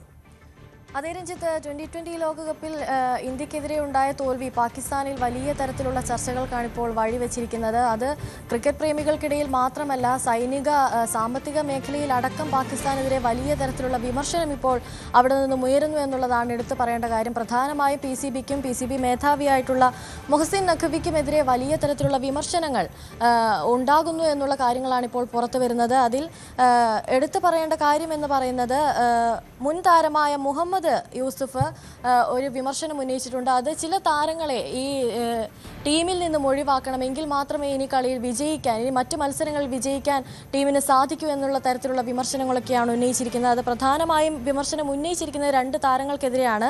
ബാബർ അസം, ഷഹീൻ ഷാ തുടങ്ങിയവരൊക്കെ ടീമിൽ നിന്ന് പുറത്താക്കണം എന്നൊരു ആവശ്യമാണ് ഇപ്പോൾ മുഹമ്മദ് യൂസഫ് ഉന്നയിച്ചിരിക്കുന്നത്. ഇവരൊക്കെ ടീമിൽ ഉള്ളതുകൊണ്ടാവാം മത്സരത്തിൽ ഇത്തരമൊരു തോൽവി ഉണ്ടായിട്ടുള്ളത് എന്നുള്ള ഒരു വിമർശനമാണ് അദ്ദേഹത്തിൻ്റെ ഭാഗത്തു നിന്നും ഉണ്ടായിരിക്കുന്നത്. അതുപോലെ തന്നെ പാകിസ്ഥാൻ സൈനിക മേധാവിയും വലിയ തരത്തിലുള്ള വിമർശനം ഈ തോൽവിയിൽ ഉന്നയിച്ചിരിക്കുന്നു എന്നുള്ളതാണ് മറ്റൊരു പ്രധാനപ്പെട്ട എടുത്തു പറയേണ്ട ഒരു കാര്യം. അദ്ദേഹം PCBക്കെതിരെ, പാകിസ്ഥാൻ ക്രിക്കറ്റ് ബോർഡിനെതിരെയാണ് അതൃപ്തി ഉന്നയിച്ചിരിക്കുന്നത്. ഈ പാകിസ്ഥാൻ ക്രിക്കറ്റ് ബോർഡിന് മത്സരത്തിൽ ഒരു നിയന്ത്രണവും ഉണ്ടായിരുന്നില്ല എന്ന തരത്തിലുള്ള വിമർശനമൊക്കെയാണ് ഇപ്പോൾ പുറത്തു വരുന്നത്. PCB തലവൻ മുഹസിൻ നഖ്വിക്ക് ഒന്നും ഈ ക്രിക്കറ്റിനെ പറ്റി ഒന്നും അറിയില്ല, അതാണ് ഈ തോൽവിക്ക് ഉണ്ടായ പ്രധാന കാരണം എന്ന തരത്തിലുള്ള വിമർശനം വിമർശനം ഒക്കെ ഉണ്ടാകുന്നുണ്ട്. സമാന തരത്തിലുള്ള വിമർശനമാണ് PCBക്കെതിരെ ഷുഹൈബ് അക്തർ, പാക് മുൻ താരമായ ഷുഹൈബ് അക്തറും ഉന്നയിച്ചിരിക്കുന്നത്. അദ്ദേഹം പറഞ്ഞത് ഇങ്ങനെയാണ്: ഒരു ഘട്ടത്തിലും പാകിസ്ഥാന് മത്സരത്തിൽ ഒരു നിയന്ത്രണവും ഉണ്ടായിരുന്നില്ല. PCB തലവൻ മോഹസിൻ നഖ്വിക്ക് ഇതിനെപ്പറ്റി ഒന്നും അറിയില്ല എന്ന തരത്തിലൊരു വിമർശനമാണ് അദ്ദേഹം ഉന്നയിച്ചിരിക്കുന്നത്. അതുപോലെ നിരവധി മുൻനിരയിലുള്ള പാകിസ്ഥാന്റെ മുൻനിരയിലുള്ള പ്രധാനപ്പെട്ട ആളുകൾ ഈ തോൽവിയിൽ വിമർശനവുമായി രംഗത്ത് വന്നുകൊണ്ടിരിക്കുകയാണ്. ഏതായാലും നിലവിലെ സാഹചര്യത്തിൽ ഇനിയിപ്പോൾ നമീബിയക്കെതിരായ മത്സരമാണ് ബാക്കി നിൽക്കുന്നത്. നമീബിയക്കെതിരെയാണ് ഇനി പാകിസ്ഥാൻ മത്സരത്തിന് ഇറങ്ങാനുള്ളത്. ഈ മത്സരത്തിൽ രണ്ട് പ്രധാനപ്പെട്ട താരങ്ങളെ മത്സരത്തിന് ഇറക്കില്ല എന്ന വിവരമാണ് ഇപ്പോൾ പാകിസ്ഥാനിൽ നിന്നും പുറത്തു വരുന്നത്. മാനേജ്മെന്റ് അത്തരമൊരു തീരുമാനം എടുത്തിട്ടുണ്ട്. ആ താരങ്ങൾ ഇവരൊക്കെയാണ്: മുൻ ക്യാപ്റ്റനായ ബാബർ അസമും അതുപോലെ തന്നെ ഷഹീൻ ഷാ അഫ്രീദിയുമാണ് ടീമിൽ ഇല്ലാത്ത രണ്ട് താരങ്ങൾ. അവരെ ടീമിൽ നിന്ന് ഒഴിവാക്കാനാണ് ഇപ്പോൾ മാനേജ്മെന്റ് തീരുമാനമെടുത്തിരിക്കുന്നത്. ഈ തീരുമാനമെടുക്കാനുണ്ടായ കാരണം എന്ന് പറയുന്നത് വമ്പൻ സ്കോറുകളൊക്കെ പിന്തുടരുന്ന സാഹചര്യത്തിൽ ബാബർ അവിടെ പരാജയപ്പെടുന്നു എന്നുള്ളതാണ് ബാബറിനെതിരെ ഉന്നയിക്കുന്ന പ്രധാന ആരോപണം എന്ന് പറയുന്നത്. അതുപോലെ തന്നെ ഷഹീന്റെ കാര്യത്തിലേക്ക് വരികയാണെങ്കിൽ വിക്കറ്റുകൾ വീഴ്ത്തുന്നതിൽ ഷഹീൻ നിരന്തരമായി പരാജയപ്പെടുന്നു. ഇത് മത്സരത്തിനെ വലിയ രീതിയിൽ ബാധിക്കുന്നു. അതുകൊണ്ട് തന്നെ മത്സരത്തിൽ ടീം തോൽക്കാനുണ്ടാകുന്ന സാഹചര്യം ഉണ്ടാകുന്നു എന്ന തരത്തിലുള്ള വിമർശനങ്ങളൊക്കെ ഉണ്ടാകുന്നു. അതുകൊണ്ട് തന്നെ ഈ രണ്ടുപേരെ ടീമിൽ നിന്ന് മാറ്റി നിർത്താനുള്ള തീരുമാനം കൂടി ഉണ്ടായിരിക്കുകയാണ്. അത്തരത്തിൽ വലിയ തരത്തിലുള്ള വിമർശനങ്ങൾക്കും വലിയ തരത്തിലുള്ള ചോദ്യങ്ങൾക്കൊക്കെയാണ് ഇപ്പോൾ പാകിസ്ഥാനിൽ ഈ തോൽവി വഴിവെച്ചുകൊണ്ടിരിക്കുന്നത്. തീർച്ചയായും അതാണ് പാകിസ്ഥാനിലെ സാഹചര്യം. ക്രിക്കറ്റ് പ്രതിസന്ധിയിൽ പാകിസ്ഥാൻ വല്ലാതെ ഉഴലുകയാണ്. ഇന്ത്യയുമായുള്ള തോൽവി അത്രത്തോളമാണ് അവരെ ബാധിച്ചത് എന്നുള്ളതാണ് ഏറ്റവും പ്രധാനപ്പെട്ട കാര്യം. അനുശ്രീയാണ് വിവരങ്ങൾ പങ്കുവച്ചത്. പാകിസ്ഥാന് പ്രതിസന്ധി അവസാനിക്കുന്നില്ല. മറ്റൊരവസ്ഥ കൂടിയുണ്ട്. പെട്രോളിന് അവിടെ ലിറ്ററിന് 5 രൂപയും ഡീസലിന് 7.32 രൂപയും കൂട്ടാൻ പ്രധാനമന്ത്രി ഷഹബാസ് ഷരീഫ് നയിക്കുന്ന സർക്കാർ അനുമതി നൽകി. ഇതോടെ പാകിസ്ഥാനിൽ പെട്രോൾ വില ലിറ്ററിന് 258.17 പാകിസ്ഥാൻ രൂപയായി. 83.75 ഇന്ത്യൻ രൂപ, അതായത് 258 പാകിസ്ഥാൻ രൂപ എന്ന് പറഞ്ഞാൽ 83.75 ഇന്ത്യൻ രൂപ. അപ്പോൾ ഇന്ത്യൻ രൂപയിലെടുത്താൽ നമ്മളെക്കാളും വില കുറവാണ് എന്ന് വേണമെങ്കിൽ പറയാം. ഡീസലിന് 275 പാകിസ്ഥാൻ രൂപയാണ്, അതായത് 89.45 ഇന്ത്യൻ രൂപ.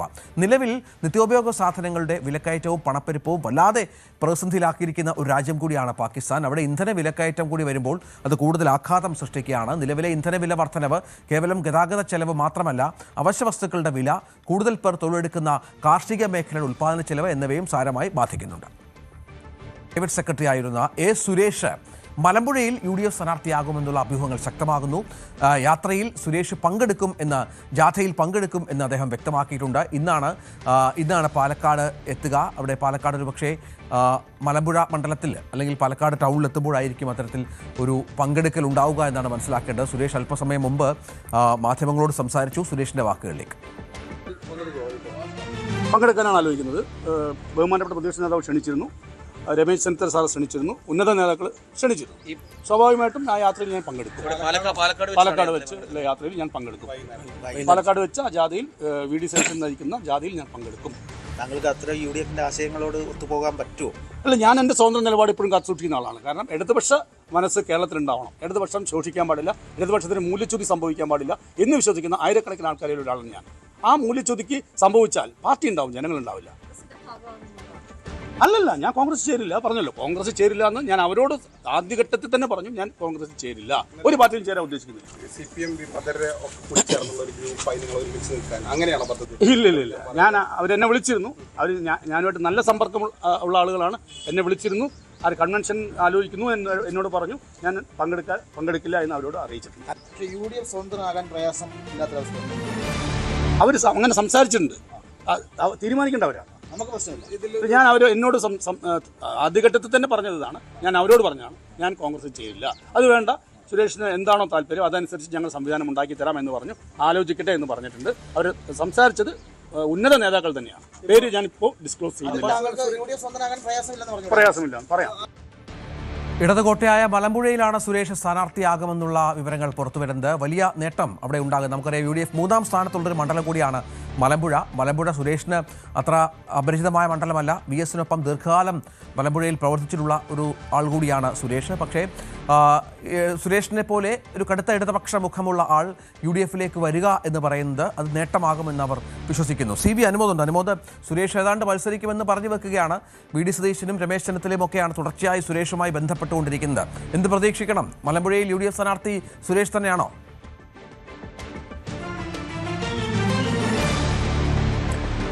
രഞ്ജിത്ത്, മലമ്പുഴയിൽ കോൺഗ്രസിനെ സംബന്ധിച്ച് സുരേഷിനെ സ്ഥാനാർത്ഥിയാക്കുന്നതിലൂടെ മുൻപ് ഉണ്ടായിരുന്നതിനേക്കാൾ മെച്ചപ്പെട്ട ഒരു പ്രകടനം കാഴ്ചവെക്കാൻ കഴിയുമെന്ന് തന്നെയാണ് അവരുടെ പ്രതീക്ഷ. മൂന്നാം സ്ഥാനത്തുള്ള കോൺഗ്രസിന് അവിടെ അത്ഭുതങ്ങൾ ഒന്നും നേരത്തെ ഉണ്ടായ സാഹചര്യത്തിൽ നടത്താൻ കഴിയുമായിരുന്നില്ല. ആ ഘട്ടത്തിലാണ് സുരേഷിലൂടെ ഒരു പരീക്ഷണത്തിന് കോൺഗ്രസ് മുതിരുന്നത്. അവിടെ എന്ത് നേടിയാലും എത്ര കൂടുതൽ വോട്ട് കിട്ടിയാലും അത് നേട്ടം എന്ന തരത്തിൽ തന്നെയാണ് കോൺഗ്രസ് കാണുന്നത്. അതുകൊണ്ടാണ് സുരേഷിനെ അവിടെ കൊണ്ടുവരുന്നത്. അവിടെ സുരേഷിനെ കൊണ്ടുവരുന്നവരുടെ ലക്ഷ്യമിടുന്നത് ഒന്ന് LDF-ന്റെ വോട്ടുകൾ ഭിന്നിപ്പിക്കാൻ കഴിയും എന്നതാണ്. പ്രധാനമായിട്ടും സുരേഷിന് ഒപ്പം LDF ഇടതുപക്ഷത്തിന് വോട്ട് ചെയ്യുന്ന VS-നോട് അടുപ്പമുണ്ടായിരുന്ന കുറച്ചെങ്കിലും പേർ നിൽക്കും എന്ന ഒരു പ്രതീക്ഷ. രണ്ടാമതായിട്ട് ദീർഘകാലം VS മലമ്പുഴയിലെ MLA ആയിരുന്നു. അദ്ദേഹത്തിൻ്റെ നിഴലായിട്ട് നടന്ന വ്യക്തിയാണ് സുരേഷ്. അങ്ങനെ സുരേഷ് അവിടെ ഉണ്ടാക്കിയെടുത്ത ആത്മബന്ധങ്ങൾ ഉണ്ടാകും. അതും ഒരു തരത്തിൽ UDF-ന് ഗുണം ചെയ്യുന്ന തരത്തിലേക്ക് കൊണ്ടുവരാൻ കഴിയുമെന്നൊരു വിലയിരുത്തൽ. ഈ രണ്ട് ഫാക്ടേഴ്സാണ് അവിടെ പ്രധാനമായിട്ടും കോൺഗ്രസ് ലക്ഷ്യമിടുന്നത്. പിന്നെ ഇനി മത്സരിക്കുന്നതിനെ കുറിച്ച് കോൺഗ്രസ് ആണ് പ്രഖ്യാപിക്കേണ്ടതെന്ന് സുരേഷ് പറഞ്ഞു വെക്കുമ്പോൾ ഇന്നത്തെ പാലക്കാട് സമ്മേളനത്തിൻ്റെ ഇടയിൽ അത്തരത്തിലൊരു പ്രഖ്യാപനത്തിന് സാധ്യതയുണ്ടോ, അല്ലെങ്കിൽ ഈ സുരേഷിൻ്റെ വാക്കുകളെ അനുകൂലിച്ചുകൊണ്ടോ അത്തരത്തിൽ ഒരു സന്ദേശം നൽകുന്ന തരത്തിൽ VD സതീശൻ്റെ ഭാഗത്ത് നിന്ന് പ്രതികരണങ്ങൾ ഉണ്ടാകുമോ എന്നുള്ളതാണ് അറിയേണ്ടത്.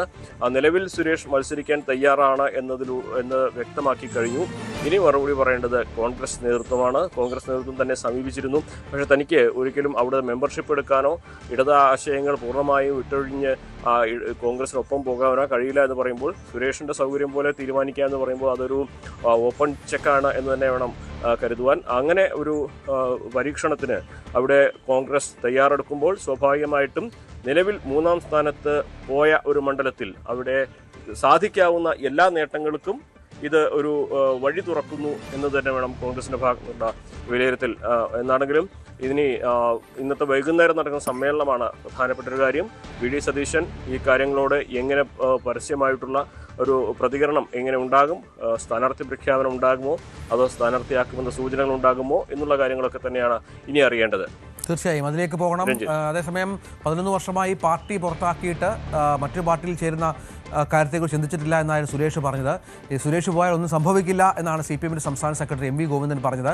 സുരേഷിനെ പുറത്താക്കിയതാണ്, തിരിച്ചെടുക്കണമെന്ന ആവശ്യം ചെവിക്കൊള്ളില്ല, 100 തവണ അപ്പീൽ നിന്നിട്ടും കാര്യമില്ല എന്ന ശക്തമായ നിലപാടിലേക്ക് CPM പോയ ഒരു പശ്ചാത്തലം കൂടി ഉണ്ട്. മറ്റൊരു പ്രധാനപ്പെട്ട വാർത്തയായി പുറത്തു വരുന്നത്, നമുക്കറിയാം ചലച്ചിത്ര അക്കാദമിയുടെ മുൻ ചെയർമാനും നടനുമായ പ്രേംകുമാർ കോൺഗ്രസ് വേദിയിൽ ഇന്ന് പങ്കെടുക്കുന്നു എന്ന പ്രധാനപ്പെട്ട ഒരു വിവരം കൂടി പുറത്തു വരുന്നുണ്ട്. KPCC-യുടെ സംസ്കാര സാഹിതിയുടെ നാഗമ്പടത്ത് നടക്കുന്ന പരിപാടിയുടെ സമാപന സമ്മേളനത്തിലാണ് പ്രേംകുമാർ മുഖ്യാതിഥിയെത്തുന്നത്. പ്രേംകുമാറും കോൺഗ്രസിലേക്ക് എത്തും, അല്ലെങ്കിൽ കഴക്കൂട്ടത്തെ കോൺഗ്രസിൻ്റെ സ്ഥാനാർത്ഥിയായി മത്സരിക്കുമെന്ന വിവരങ്ങളൊക്കെ പുറത്തു വരുന്നുണ്ട്. കഴിഞ്ഞ ദിവസം പ്രേംകുമാർ പറഞ്ഞത് താൻ ഒരു കോൺഗ്രസ് കുടുംബത്തിലുള്ള ആളാണ്, തൻ്റെ പിതാവ് INDUC-യുടെ പ്രധാനപ്പെട്ട ആളായിരുന്നു എന്ന് പറഞ്ഞ പ്രേംകുമാർ എന്ത് വിസ്മയമാണ് മാറ്റിവെച്ചിരിക്കുന്നത് എന്നത് കാത്തിരുന്ന് കാണണം.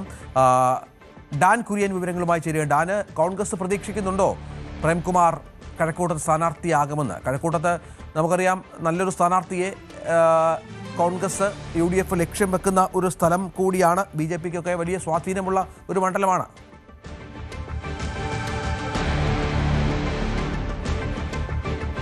പ്രേംകുമാർ കോൺഗ്രസിന്റെ ഭാഗമാകുമെന്ന കാര്യം ഏറെക്കുറെ ഉറപ്പായി കഴിഞ്ഞു. അത്തരത്തിലുള്ള അനൗദ്യോഗികമായ ചർച്ചകളൊക്കെ കഴിഞ്ഞ ദിവസം പല മുതിർന്ന നേതാക്കളുടെയും സാന്നിധ്യത്തിൽ പ്രേംകുമാറുമായി ഫോണിലും അല്ലാതെയുമൊക്കെ നടന്നിട്ടുണ്ട്. പക്ഷേ അദ്ദേഹത്തെ സ്ഥാനാർത്ഥിയാക്കുന്ന കാര്യത്തിൽ ഇന്നലെ നമ്മൾ തന്നെ റിപ്പോർട്ട് ചെയ്ത പോലെ ഒരു അനിശ്ചിതത്വം നിലനിൽക്കുന്നുണ്ട്. കാരണം പെട്ടെന്ന് കോൺഗ്രസിന്റെ ഒരു സ്ഥാനാർത്ഥിയാക്കി പ്രേംകുമാറിനെ അവതരിപ്പിച്ചാൽ ഇതിനോടകം തന്നെ തെരഞ്ഞെടുപ്പ് പ്രവർത്തനങ്ങളുമായി കഴക്കൂട്ടത്തും കാട്ടാക്കട ഉൾപ്പെടെയുള്ള സ്ഥലങ്ങൾ, അദ്ദേഹത്തിൻ്റെ പേരുകൾ പറഞ്ഞു കേട്ട 2 സ്ഥലങ്ങൾ ഇതായിരുന്നു.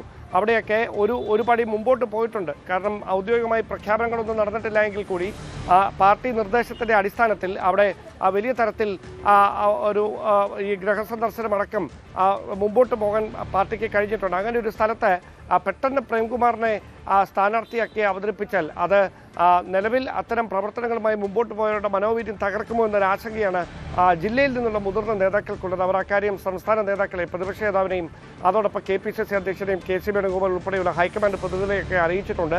അതുകൊണ്ട് തന്നെ പ്രേംകുമാറിനെ ഇപ്പോൾ സ്ഥാനാർത്ഥിയാക്കാനുള്ള ഒരു നീക്കം നടത്തുമോ എന്നതിൽ ഇപ്പോഴും ഒരു വ്യക്തത വന്നിട്ടില്ല. അതേസമയം അദ്ദേഹം കോൺഗ്രസിൻ്റെ ഭാഗമാകും, കോൺഗ്രസിനോട് ചേർന്ന് പ്രവർത്തിക്കാനുള്ള സാധ്യതയുണ്ട്. അതിൻ്റെ മുന്നോടിയായി തന്നെ വേണം ഇന്ന് സംസ്കാര സാഹിത്യയുടെ പരിപാടിയിൽ കോട്ടയത്ത് അദ്ദേഹം മുഖ്യ അതിഥിയായി പങ്കെടുക്കാൻ എത്തുന്നതും. അങ്ങനെയെങ്കിൽ അദ്ദേഹത്തിന് കോൺഗ്രസിൽ അർഹമായ ഒരു പ്രാതിനിധ്യം നൽകാനുള്ള ആലോചനകളാണ് നടക്കുന്നത്. സ്ഥാനാർത്ഥിയാക്കിയില്ല എങ്കിൽ UDF അധികാരത്തിലെത്തുന്ന ഒരു സാഹചര്യമുണ്ടായാൽ അവിടെ കൃത്യമായ ഒരു പരിഗണന നൽകിക്കൊണ്ട് പ്രേംകുമാറിനെ അക്കോമഡേറ്റ് ചെയ്യാനുള്ള ചർച്ചകളും ഒരു വശത്ത് പുരോഗമിക്കുന്നുണ്ട്. എന്തായാലും ഏത് തരത്തിലാകും പ്രേംകുമാറിന് കോൺഗ്രസിൽ ഒരു കൃത്യമായ പദവി ഉറപ്പാക്കുക എന്നതൊക്കെ കാത്തിരുന്ന് കാണേണ്ടതുണ്ട്. പക്ഷേ ഇന്ന് നടക്കുന്ന ഈ സംസ്കാര സാഹിത്യയുടെ പരിപാടിയിൽ അദ്ദേഹം പങ്കെടുക്കുന്ന അദ്ദേഹത്തിൻ്റെ കൃത്യമായ ഒരു രാഷ്ട്രീയ നിലപാടായി തന്നെ വ്യാഖ്യാനിക്കപ്പെടാനാണ് സാധ്യത. ആ വേദിയിൽ അദ്ദേഹം നടത്തുന്ന പരാമർശങ്ങൾ അത് വലിയ തരത്തിൽ ചർച്ചയായി മാറുകയും ചെയ്യും. എന്തായാലും മുതിർന്ന നേതാക്കൾ ഇടപെട്ട് തന്നെയാണ് പ്രേംകുമാറിനെ കോൺഗ്രസ് പാളയത്തിലേക്ക് എത്തിക്കാനുള്ള ചർച്ചകൾ ഒരു വശത്ത് പുരോഗമിക്കുന്നത്. മറുവശത്ത് അദ്ദേഹത്തെ അനുനയിപ്പിക്കാനുള്ള നീക്കം നേരത്തെ മുതൽ തന്നെ പാർട്ടിയുടെ CPM-ന്റെ ഭാഗത്ത് നടന്നിരുന്നു. പക്ഷേ അത് ഒരു ഘട്ടത്തിൽ ഫലം കാണാതെ പോവുകയായിരുന്നു. അങ്ങനെയാണ് പ്രേംകുമാർ ഇടതുബന്ധം പൂർണ്ണമായി തന്നെ അങ്ങ് ഉപേക്ഷിക്കുന്നു. അദ്ദേഹം UDF-നൊപ്പം പ്രത്യേകിച്ച് കോൺഗ്രസിനൊപ്പം എന്ന ഒരു നിലപാടിലേക്ക് വ്യാഖ്യാനത്തിലേക്ക് കാര്യങ്ങൾ എത്തുന്നത് അവിടെയാണ്. എന്തായാലും ഇന്ന് അദ്ദേഹം കോൺഗ്രസിൻ്റെ സംസ്കാര സാഹിത്യയുടെ ഒരു പരിപാടിയിൽ പങ്കെടുക്കുന്നതോടുകൂടി അദ്ദേഹവുമായി ബന്ധപ്പെട്ട് നിന്നിരുന്ന അഭ്യൂഹങ്ങൾക്ക് ഏറെക്കുറെ വിരാമമാകും. അവിടെ അദ്ദേഹം പരസ്യമായി നടത്താൻ പോകുന്ന പ്രതികരണങ്ങളാകും ഇനി ശ്രദ്ധേയമായി മാറുക. ശരി, ഡാൻ കുര്യൻ വിവരങ്ങൾ പങ്കുവച്ചു. ശബരിമല സ്വർണ്ണക്കൊള്ള കേസിൽ ചോദ്യം ചെയ്യലിനായി നടൻ ജയറാം അല്പസമയത്തിനകം ED ഓഫീസിലെത്തും എന്നാണ് മനസ്സിലാകുന്നത്. ഒന്നാം പ്രതി ഉണ്ണികൃഷ്ണൻ പോറ്റിയുമായുള്ള ബന്ധത്തിൽ വ്യക്തത വരുത്താനാണ് EDയുടെ നടപടി. നവമി ദിനേശ് വിവരങ്ങളുമായി ചേരുകയാണ്. നവമി, ജയറാമിന് നിന്ന് നിരവധി കാര്യങ്ങൾ അറിയാനുണ്ട് EDക്ക്. നമുക്കറിയാം, ഉണ്ണികൃഷ്ണൻ പോറ്റി ജയറാമിൻ്റെ ഏറ്റവും അടുത്ത സുഹൃത്തായിരുന്നു. പല വിഷയങ്ങളിലും ഇവർ ഈ പറഞ്ഞതുപോലെ ശബരിമലയുമായി ബന്ധപ്പെട്ട വിഷയങ്ങൾ സഹകരിച്ചിട്ടുള്ളവരാണ്. ഏതൊക്കെ തലത്തിലാണ് EDയുടെ ഈ വിഷയത്തിലെ അന്വേഷണം?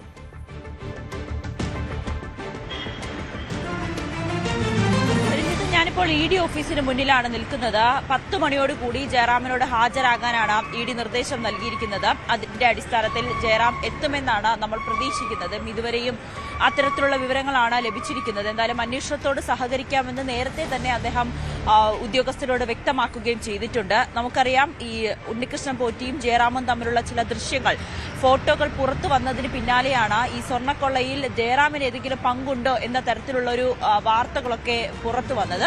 പക്ഷേ ജയറാം അതിനെ പൂർണ്ണമായും നിരസിക്കുകയും ചെയ്തു. ജയറാമിന്റെ ചെന്നൈയിലുള്ള വീട്ടിൽ ഉണ്ണികൃഷ്ണൻ പോറ്റി എത്തുകയും അവിടെ വെച്ച് ഈ ശബരിമലയിലെ ചില വസ്തുക്കൾ അവിടെ വെച്ച് ജയറാമിന്റെ വീട്ടിൽ വെച്ച് പൂജ ചെയ്യുന്ന സാഹചര്യമുണ്ടായി. അത് തന്റെ വീട്ടിൽ ഐശ്വര്യം വരുമെന്ന് ഉണ്ണികൃഷ്ണൻ പോറ്റി പറഞ്ഞതിനെ തുടർന്ന് മാത്രമാണ് അത്തരത്തിലൊരു പൂജ ചെയ്തതെന്നാണ് ജയറാം ഈ SITക്ക് നൽകിയ മൊഴിയിൽ പറയുന്നത്. അതിനൊരു സാക്ഷിയായിട്ടാണ് ഈ SIT ജയറാമിനെ ഉൾപ്പെടുത്തുകയും ഒക്കെ ചെയ്തിരിക്കുന്നത്. അതിനപ്പുറത്തേക്ക് ജയറാമും ഉണ്ണികൃഷ്ണൻ പോറ്റിയും തമ്മിൽ യാതൊരു വിധത്തിലുള്ള സാമ്പത്തിക ഇടപാടും ഉണ്ടായിട്ടില്ല എന്നായിരുന്നു EDയുടെ കണ്ടെത്തൽ. ഇതിലൊക്കെ കുറച്ചുകൂടി വ്യക്തത വരുത്തുക എന്നുള്ളത് മാത്രമാണ് EDയും ഇപ്പോൾ ഈ ഒരു ചോദ്യം ചെയ്യലിലൂടെ ഉദ്ദേശിക്കുന്നത്. ഉണ്ണികൃഷ്ണൻ പോറ്റിയുമായി എങ്ങനെയാണ് ബന്ധം എന്നതിൽ ജയറാം നേരത്തെ തന്നെ ഉത്തരം നൽകിയത്. ശബരിമല താൻ അയ്യപ്പ ഭക്തനാണ്, ശബരിമലയിൽ എല്ലാ വർഷവും പോകുന്ന ആളാണ്, മകരവിളക്ക് സമയത്തും താൻ അവിടെ ഉണ്ടായിരിക്കും. അങ്ങനെയാണ് ഉണ്ണികൃഷ്ണൻ പോറ്റിയുമായി ബന്ധം സ്ഥാപിക്കുന്നതും സുഹൃത്തുക്കളാകുന്നതുമൊക്കെ ചെയ്യുന്നത്. അത്തരത്തിലുള്ള ബന്ധം എന്നതിനപ്പുറത്തേക്ക് ഒരു സാമ്പത്തിക ഇടപാട് നടന്നിട്ടില്ല എന്ന ഉറച്ചു തന്നെയാണ് ജയറാം ആവർത്തിച്ചു പറയുന്നത്. അതിൽ ED കുറച്ചുകൂടി വ്യക്തത വരുത്തണം. അതായത് ഉണ്ണികൃഷ്ണൻ പോറ്റിയുമായിട്ടുള്ള ബന്ധം, എത്ര കാലമായി ഇവർ തമ്മിലുള്ള ബന്ധമുണ്ട്, ഒപ്പം ഈ പൂജ നടത്തുന്നതിനോ അല്ലെങ്കിൽ ഇതുമായി ബന്ധപ്പെട്ട് ഈ ശബരിമല സ്വർണ്ണക്കൊള്ളയുമായി ബന്ധപ്പെട്ട് ഏതെങ്കിലും തരത്തിലുള്ള സാമ്പത്തിക ഇടപാട് ഉണ്ണികൃഷ്ണൻ പോറ്റിയും ജയറാമുമായി നടത്തിയിട്ടുണ്ടോ എന്നതുകൂടി അറിയാൻ വേണ്ടിയിട്ടാണ് ഇപ്പോൾ ED ഈ ചോദ്യം ചെയ്യലിനായി അല്ലെങ്കിൽ മൊഴിയെടുക്കുന്നതിനായി ഓഫീസിലേക്ക് ഹാജരാകാൻ ജയറാമിനോട് ആവശ്യപ്പെട്ടിരിക്കുന്നത്. എന്തായാലും 10 മണിയോടുകൂടി തന്നെ ജയറാം എത്തുമെന്നാണ് നമ്മൾ പ്രതീക്ഷിക്കുന്നത്. മറ്റൊരു കാര്യം രഞ്ജിത്ത്, ഇന്നലെ നമുക്കറിയാം ജയശ്രീയെ ചോദ്യം ചെയ്യാൻ വിളിപ്പിച്ചിട്ടുണ്ടായിരുന്നു. ദേവസ്വം ബോർഡ് മുൻ സെക്രട്ടറിയാണ്. ഇതിൽ ഉണ്ണികൃഷ്ണൻ പോറ്റിക്ക് ഇത് പകർപ്പ്, അതായത് ഈ ശബരിമലയിലെ സ്വർണ്ണപ്പാളി അടക്കമുള്ളവ കൊടുത്തുവിടുന്നതിന് വേണ്ടി മിനിറ്റ്സിൽ തിരുത്തൽ വരുത്തിയത് ജയശ്രീ എന്നായിരുന്നു SITയുടെ കണ്ടെത്തൽ. അതിന്റെ അടിസ്ഥാനത്തിൽ ഇന്നലെ ED ജയശ്രീയെ ചോദ്യം ചെയ്യാൻ വിളിപ്പിച്ചിരുന്നു. അതിൽ ജയശ്രീയുടെ മൊഴി ഉന്നതർക്ക് കുരുക്കായി മാറുന്ന തരത്തിൽ തന്നെയാണ് ജയശ്രീ മൊഴി നൽകിയിരിക്കുന്നത്. അതിൽ ഏറ്റവും പ്രധാനപ്പെട്ട കാര്യം ജയശ്രീ പറഞ്ഞിരിക്കുന്നത് തന്റെ സ്വന്തം ഇഷ്ടപ്രകാരമല്ല ഇത്തരത്തിലുള്ള തീരുമാനമെടുത്തത്, പകരം ബോർഡ് തീരുമാനപ്രകാരമാണ്, ബോർഡ് നിർദ്ദേശിച്ചതിനെ തുടർന്ന് മാത്രമാണ് താൻ ഇങ്ങനെ മിനിറ്റ്സിൽ ഒരു തിരുത്തൽ നടത്തിയത്. സാമ്പത്തികമായി തനിക്ക് യാതൊരുവിധ നേട്ടവും ഉണ്ടായിട്ടില്ല, ഉണ്ണികൃഷ്ണൻ പോറ്റിയുമായിട്ട് അത്തരത്തിലുള്ള ഒരു ഇടപാടുകളൊന്നും ഇല്ല എന്നാണ് ജയശ്രീ മൊഴി നൽകിയിരിക്കുന്നത്. എന്നാൽ ഈ മൊഴി പൂർണ്ണമായും വിശ്വാസത്തിലെടുക്കാൻ ED തയ്യാറായില്ല. ഒരിക്കൽ കൂടി ജയശ്രീയെ ചോദ്യം ചെയ്യാൻ വിളിപ്പിക്കും. അതോടൊപ്പം തന്നെ ഈ മിനിറ്റ്സിൽ ജയശ്രീ വരുത്തി എന്ന് പറയുന്ന മാറ്റം, അതിന്റെ കൈയക്ഷരവും ജയശ്രീയുടെ കൈയക്ഷരവും തമ്മിൽ ഒത്തു പരിശോധിക്കുന്നതിന് വേണ്ടിയിട്ടുള്ള നടപടിക്രമങ്ങളിലേക്ക് കൂടി ED കടക്കാൻ തീരുമാനിച്ചിരിക്കുകയാണ്. ഒപ്പം ജയശ്രീയുടെ അക്കൗണ്ടുകൾ, സ്വത്ത് വിവരങ്ങൾ കൂടി ഒരു പരിശോധന ഉണ്ടാകുമെന്നാണ് ED ഉദ്യോഗസ്ഥർ പറയുന്നത്. ജയശ്രീ പറഞ്ഞതിൽ എത്രമാത്രം വിശ്വാസ്യത ഉണ്ടെന്ന് ഊട്ടി ഉറപ്പിക്കാൻ വേണ്ടിയിട്ടായിരിക്കും ED ഇത്തരത്തിലുള്ള നടപടികളിലേക്ക് കടക്കുക. അങ്ങനെ സ്വർണ്ണക്കൊള്ളയുമായി ബന്ധപ്പെട്ട്, ശബരിമലയിലെ സ്വർണ്ണക്കൊള്ളയുമായി ബന്ധപ്പെട്ട് ഓരോരുത്തരെയും ചോദ്യം ചെയ്യാൻ വിളിപ്പിച്ചുകൊണ്ടിരിക്കുകയാണ്. വരും ദിവസങ്ങളിൽ ഉണ്ണികൃഷ്ണൻ പോറ്റിയെയും ചോദ്യം ചെയ്യാൻ വിളിപ്പിക്കുമെന്നാണ് നമുക്ക് അറിയാൻ സാധിക്കുന്നത്. അതിനു മുൻപ് കൃത്യമായുള്ള തെളിവ് ശേഖരിക്കുക എന്നതാണ് EDയുടെ ലക്ഷ്യം. അതിന്റെ ഭാഗമായിട്ടാണ് ഇന്ന് ജയറാമിനെ ചോദ്യം ചെയ്യാൻ വിളിപ്പിക്കുന്നത്. ശരി, നവമി ദിനേശ് വിവരങ്ങൾ പങ്കുവച്ചു. ഇടവേളയ്ക്ക് ശേഷം തിരിച്ചു വരും.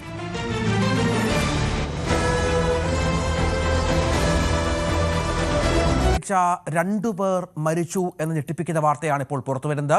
നിലമേൽ സ്വദേശി ഷാജി, റാഷിദ ബീവി എന്നിവരാണ് മരിച്ചത്. ഭക്ഷ്യവിഷബാധയേറ്റാണ് മരണമെന്നാണ് ബന്ധുക്കൾ പറയുന്നത്. വിഴിഞ്ഞത്തുള്ള അസ്മാക് എന്ന ഹോട്ടലിൽ നിന്നാണ് ഇവർ ഭക്ഷണം കഴിച്ചത് എന്നാണ് വിവരം. വളരെ ഗുരുതരമായ ഒരു സംഭവമായി ഇത് മാറുകയാണ്. 2 മരണമാണ് ഇപ്പോൾ പറഞ്ഞിരിക്കുന്നത് എന്നുള്ളതാണ് ഏറ്റവും പ്രധാനപ്പെട്ട കാര്യം. നമുക്ക് അതിൻ്റെ വിശദാംശങ്ങളുമായി അരുൺ മോഹൻ ചേരുമെന്നാണ് മനസ്സിലാകുന്നത്. അരുണ്, എപ്പോഴാണ് ഇവർ ഭക്ഷണം കഴിച്ചത്? നമുക്ക് ലഭിക്കുന്ന അല്ലെങ്കിൽ പോലീസ് പങ്കുവെക്കുന്ന മറ്റു വിവരങ്ങൾ എന്തൊക്കെയാണ്? രഞ്ജിത്ത്, വളരെ ദുഃഖകരമായ ഒരു വാർത്ത തന്നെയാണ് നമുക്കൊന്ന് പങ്കുവയ്ക്കാനുള്ളത്. ഇന്നലെയായിരുന്നു ഈ പറയുന്ന ചടയമംഗലം സ്വദേശികളായ ഷാജിയും കുടുംബവും ഈ പറയുന്ന വിഴിഞ്ഞത്തെത്തുന്നത്. അവധി ആഘോഷിക്കാൻ കൂടി എത്തുകയായിരുന്നു ഈ കുടുംബം എന്നാണ് നമുക്ക് മനസ്സിലാക്കാൻ കഴിയുന്നത്. ഇവിടെ ഉള്ളൊരു ഹോട്ടലിൽ നിന്ന് ഭക്ഷണം കഴിച്ച് തിരിച്ചു മടങ്ങുന്ന സമയത്തായിരുന്നു ഇവർക്ക് ശാരീരികമായ ബുദ്ധിമുട്ടുകൾ ഉണ്ടാകുന്നതും തുടർന്ന് ആശുപത്രിയിൽ പോകുന്നതും ഈ മരണത്തിന് കീഴടങ്ങുന്നതും എന്നാണ് നമുക്ക് മനസ്സിലാക്കാൻ കഴിയുന്നത്. മനസ്സിലാക്കാൻ കഴിയുന്നതനുസരിച്ച് ഈ പറയുന്ന ഷാജിയുടെ ഭാര്യ മാതാവായ റാഷിദ ബീബി, ഒപ്പം ഷാജിയുടെ ഭാര്യ സജിമോൾ, 10ഉം 15ഉം വയസ്സുള്ള 2 കുട്ടികൾ, ഇവരടങ്ങുന്ന സംഘവും ഒപ്പം ഡ്രൈവറായ കണ്ണൻ എന്ന് പറയുന്ന ആൾ ഉൾപ്പെടെയുള്ളവരാണ് ഇവിടെ എത്തിയത്.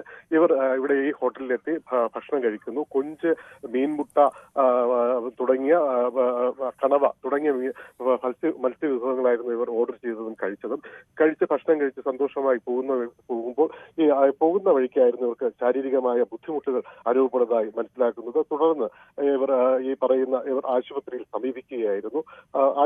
നിലമേൽ ആശുപത്രിയിലാണ് ആദ്യം ഇവരെത്തിയത്. നിലമേൽ ആശുപത്രിയിലെത്തി അവിടെ നിന്ന് ആരോഗ്യസ്ഥിതി മോശമായതിനെ തുടർന്ന് ഈ പറയുന്ന ഷാജിയെ തിരുവനന്തപുരം മെഡിക്കൽ കോളേജിലും ഭാര്യ മാതാവിനെ പാരിപ്പള്ളി ആശുപത്രിയിലേക്കും പ്രവേശിപ്പിച്ചു. തുടർന്ന് അവർ മരണത്തിന് കീഴടങ്ങുകയായിരുന്നു. ഒപ്പം ഇദ്ദേഹത്തിന്റെ ഭാര്യ, ഷാജിയുടെ ഭാര്യ സജിമോൾ ഇപ്പോൾ ICUയിലാണ് എന്നാണ് നമുക്ക് മനസ്സിലാക്കാൻ കഴിയുന്നത്. എന്നാൽ ഇവരോടൊപ്പം ഭക്ഷണം കഴിച്ച മക്കൾക്ക് വേറെ ആരോഗ്യ പ്രശ്നങ്ങളില്ല എന്നുള്ളതാണ്. ഈ പറയുന്ന കണ്ണനും മറ്റ് ആരോഗ്യ പ്രശ്നങ്ങളില്ല എന്നാണ് നമുക്ക് മനസ്സിലാക്കാൻ. അതായത് ഇവരെല്ലാവരും ഈ ഒരേ ഹോട്ടലിൽ നിന്ന്, അസ്മാക് ഹോട്ടലിൽ നിന്ന് ആഹാരം കഴിച്ചു. പക്ഷേ മരിച്ചത്, അല്ലെ, ശാരീരികമായ അസ്വസ്ഥതകൾ ഉണ്ടായതും അപകടമുണ്ടായതും ഒക്കെ ഈ 3 പേർക്കാണ്. മറ്റ് 2 കുട്ടികൾക്ക് പ്രശ്നമില്ല. അപ്പോൾ ഈ ഭക്ഷ്യവിഷബാധയാണ് എന്ന കാര്യത്തിൽ ഒരു സ്ഥിരീകരണം ഇപ്പോൾ പോലീസും മറ്റും നൽകുന്നുണ്ടോ അരുൺ? തീർച്ചയായും അതിലേക്കാണ് നമുക്ക് ഇനി വരാനുള്ളത്. ഇത് ഭക്ഷ്യവിഷബാധയാണോ എന്നുള്ളതാണ് നമ്മൾ ഇനി മനസ്സിലാക്കാനുള്ളത്. കാരണം ഇത് ഈ പറയുന്ന ഇവർക്ക് ആരോഗ്യ പ്രശ്നങ്ങൾ ഉണ്ടായിരുന്നു എന്നും മനസ്സിലാക്കുന്നുണ്ട്. ഇത് അലർജിയാണോ, അലർജിയുടെ ഭാഗമായി സംഭവിച്ചതാണോ, അല്ലെങ്കിൽ ഭക്ഷ്യവിഷമാണോ എന്നുള്ളതൊക്കെ ഇനി വരും മണിക്കൂറുകളിൽ പോസ്റ്റ്മോർട്ടം ഉൾപ്പെടെ നടപടികൾ പൂർത്തീകരിച്ചാലേ നമുക്ക് മനസ്സിലാക്കാൻ കഴിയും. ഇപ്പൊ എന്നാൽ നിലവിൽ ഈ സംഭവം നടന്ന സ്ഥലമായ ചടയമംഗലം ആയതിനാൽ ചടയമംഗലം പോലീസ് ഈ സംഭവത്തിൽ കേസെടുത്തിട്ടുണ്ട് എന്നുള്ളതാണ് നമുക്ക് മനസ്സിലാക്കാൻ കഴിയുന്നത്. തുടർന്ന് ഇപ്പോൾ ഈ പറയുന്ന ഹോട്ടൽ പോലീസ് ഇപ്പോൾ താൽക്കാലികമായി അടച്ചിട്ടുണ്ട്. ഭക്ഷ്യ സുരക്ഷാ വിഭാഗം അവിടെ പരിശോധന നടത്തുമെന്ന് നമുക്ക് മനസ്സിലാക്കുന്നു. എന്തായാലും വളരെ ദുഃഖകരമായ ഒരു സംഭവം തന്നെയാണെന്ന് നമുക്ക് പങ്കുവയ്ക്കാൻ കഴിയും. കാരണം വളരെ സന്തോഷത്തോടുകൂടി ഒരു കുടുംബം എത്തുന്നു, ഭക്ഷണം കഴിച്ച് മടങ്ങുന്നതിനിടയിൽ ഇങ്ങനെ ഒരു സംഭവം നടക്കുമ്പോൾ സ്വാഭാവികം നമുക്കത് ഉൾക്കൊള്ളാൻ കഴിയാത്തൊരു സാഹചര്യമാണ്. നിരവധി പേർ എത്തുന്ന ഒരു സഞ്ചാര കേന്ദ്രം തന്നെയാണ് ഈ പറയുന്ന വിഴിഞ്ഞം മേഖല. ഇവിടെ എന്ത് സംഭവിച്ചു എന്നുള്ളത് നമുക്ക് വരും മണിക്കൂറിൽ അറിയാൻ കഴിയൂ. ഈ വിഴിഞ്ഞത്ത് അരുൺ, നമുക്കറിയാം നിരവധി ഹോട്ടലുകളുണ്ട്. അവിടെയൊക്കെ മീൻ വിഭവങ്ങൾ സുലഭമായി കിട്ടുന്ന സ്ഥലമാണ്. രുചികരമായ ഭക്ഷണത്തിന് പ്രശസ്തമാണ്. ഇത് മാത്രമല്ല, അനവധി ഹോട്ടലുകൾ ഈ പ്രദേശത്തുണ്ട്. അപ്പോൾ ഇവിടെയൊക്കെ ഒരു കൃത്യമായ പരിശോധന, ഭക്ഷ്യസുരക്ഷാ വകുപ്പിൻ്റെ ശ്രദ്ധ, ഇതൊന്നും ഉണ്ടാകുന്നില്ല എന്നതിൻ്റെ സൂചനകൾ കൂടിയാണ് ഇത്തരം സംഭവങ്ങൾ നൽകുന്നത്. തീർച്ചയായും അങ്ങനെ ഒരു ആരോപണം ഇവിടെ ഉണ്ട്. ഈ പറയുന്ന ഹോട്ടലുകൾ, പ്രാദേശികമായി നടക്കുന്ന ഹോട്ടലുകളിലൊക്കെയും രാത്രികാലങ്ങളിൽ ഭക്ഷ്യ സുരക്ഷാ വിഭാഗങ്ങൾ പരിശോധന നടത്തുന്നില്ല എന്നുള്ള ആരോപണമുണ്ട്. ഇവിടെ മാത്രമല്ല, വീടുകളിലേക്ക് എത്തുന്ന മത്സ്യങ്ങളിൽ പോലും രാത്രികാലങ്ങൾ, കാരണം വൈകുന്നേരങ്ങളാണ് കൂടുതൽ ഈ പറയുന്ന മീൻ വിപണികൾ സജീവമാകുന്നത്. ഇവിടെ ഉൾപ്പെടെ എത്തുന്ന മീനുകളെ പരിശോധിക്കാൻ രാത്രിയായി കഴിഞ്ഞാൽ ഭക്ഷ്യസുരക്ഷാ വിഭാഗം അവർ എത്തുന്നില്ല, ഉണർന്നു പ്രവർത്തിക്കുന്നില്ല എന്നുള്ളതിന് ഒരു വസ്തുത തന്നെയാണ്. അത് രാവിലെ 10 മണി ഓഫീസ് പ്രവർത്തിക്കുന്ന സമയത്താവുമ്പോഴത്തേക്കും ഈ പറയുന്ന കച്ചവടങ്ങൾ പൂർത്തിയാകുന്ന ഒരു സാഹചര്യമുണ്ട്. ഇതിന്റെ ഒരു ഫലം തന്നെയാണ് ഇപ്പോൾ ഈ ഒരു അവസ്ഥയിൽ എത്തിച്ചതെന്ന് തന്നെയാണ് നാട്ടുകാരുടെ ആരോപണം. രഞ്ജിത്ത്, അരുൺ മോഹൻ വിവരങ്ങൾ പങ്കുവെക്കുകയാണ്. 2 മരണമാണ്. അസ്മാക് എന്ന ഹോട്ടലിനെതിരാണ് ഇപ്പോൾ ആരോപണം ഉയർന്നിരിക്കുന്നത്. വിഴിഞ്ഞത്ത് ഏറെ പ്രശസ്തമായ ഒരു ഹോട്ടലാണ്. മീൻ വിഭവങ്ങൾക്കും മറ്റും ഏറെ പ്രശസ്തിയുള്ള ആളുകൾ ഒരുപാട് പേർ വരുന്ന ഹോട്ടലാണ്. ഇവിടെ നിന്നാണ് ഒരു കുടുംബം, നിലമേൽ സ്വദേശികളായ ഷാജി, റാഷിദ ബീവി എന്നിവരടങ്ങുന്ന കുടുംബം ഭക്ഷണം കഴിക്കുകയും തിരിച്ച് നാട്ടിലെത്തി. തുടർന്ന് അസ്വസ്ഥതകൾ ഉണ്ടാവുകയും ഈ ഷാജിയും അസ്മാ ബീവിയും മരണപ്പെടുകയും ചെയ്യുന്നു. ഇവർക്കൊപ്പം ഭക്ഷണം കഴിച്ച സ്ത്രീ അവർ ഗുരുതരാവസ്ഥയിൽ ചികിത്സയിലാണ്. 2 മക്കൾക്ക് പക്ഷേ ആരോഗ്യ പ്രശ്നങ്ങളൊന്നുമില്ല എന്നാണ് അരുൺ മോഹൻ റിപ്പോർട്ട് ചെയ്യുന്നത്. ഭക്ഷ്യവിഷബാധ തന്നെയാണ് എന്നാണ് ബന്ധുക്കളുടെ ആരോപണം. നിലമേൽ പോലീസ് കേസെടുത്തിട്ടുണ്ട്. ഈ ഹോട്ടൽ ഇപ്പോൾ അടച്ച് പൂട്ടിച്ചിട്ടുണ്ട്.